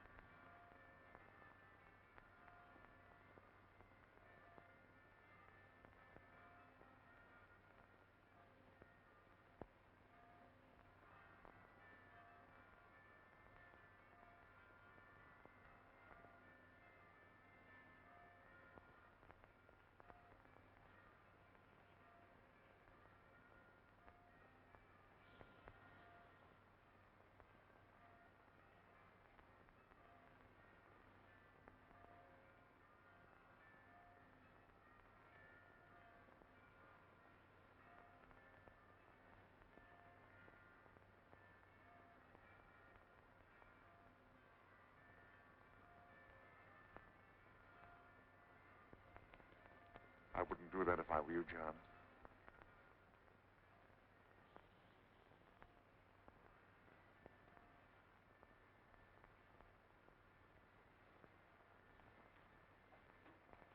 It'll do you no good. The mayor has policemen downstairs with instructions to remove all marks of identification you may have on your person. You will be buried in Potter's Field, and you will have accomplished nothing.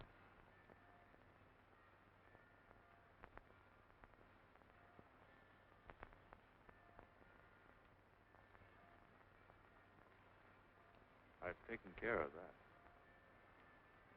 I've already mailed a copy of this letter to Mr. Cannell. John, why don't you forget this foolishness? Stop right where you are, Mr. Norton, if you don't want to go overboard with me.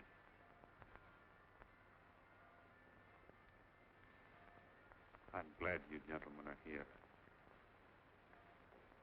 You killed the John Doe movement, all right. But you're going to see it born all over again.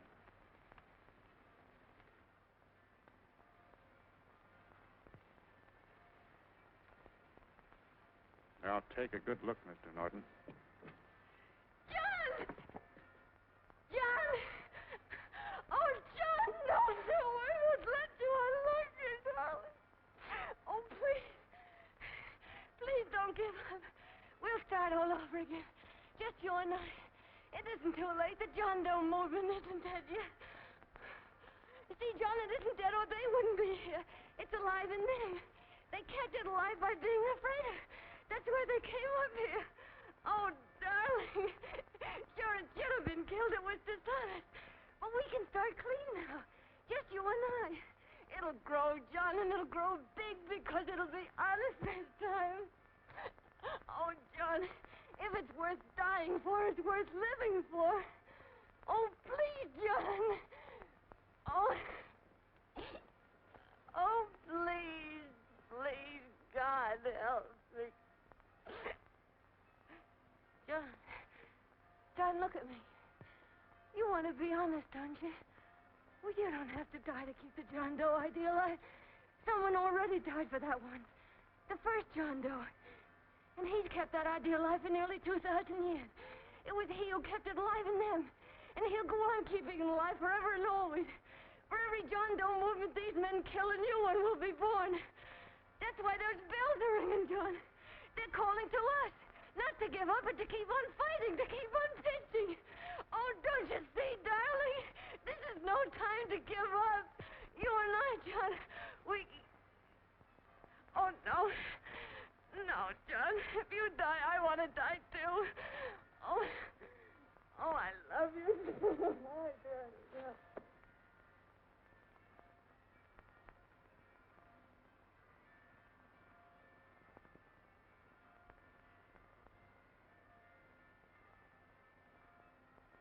Mr. Doe, you don't have to. We're with you, Mr. Doe. We just lost our heads and acted like a mob. What Bert's trying to say is that we need you, Mr. Doe. There were a lot of us that didn't believe what that man said.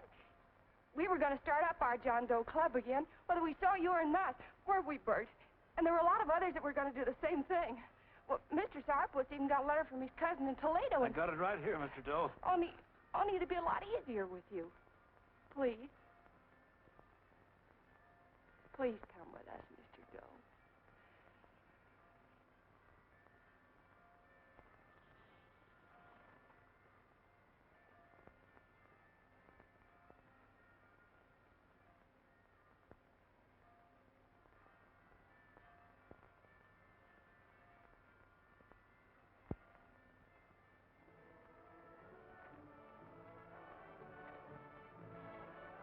Long John.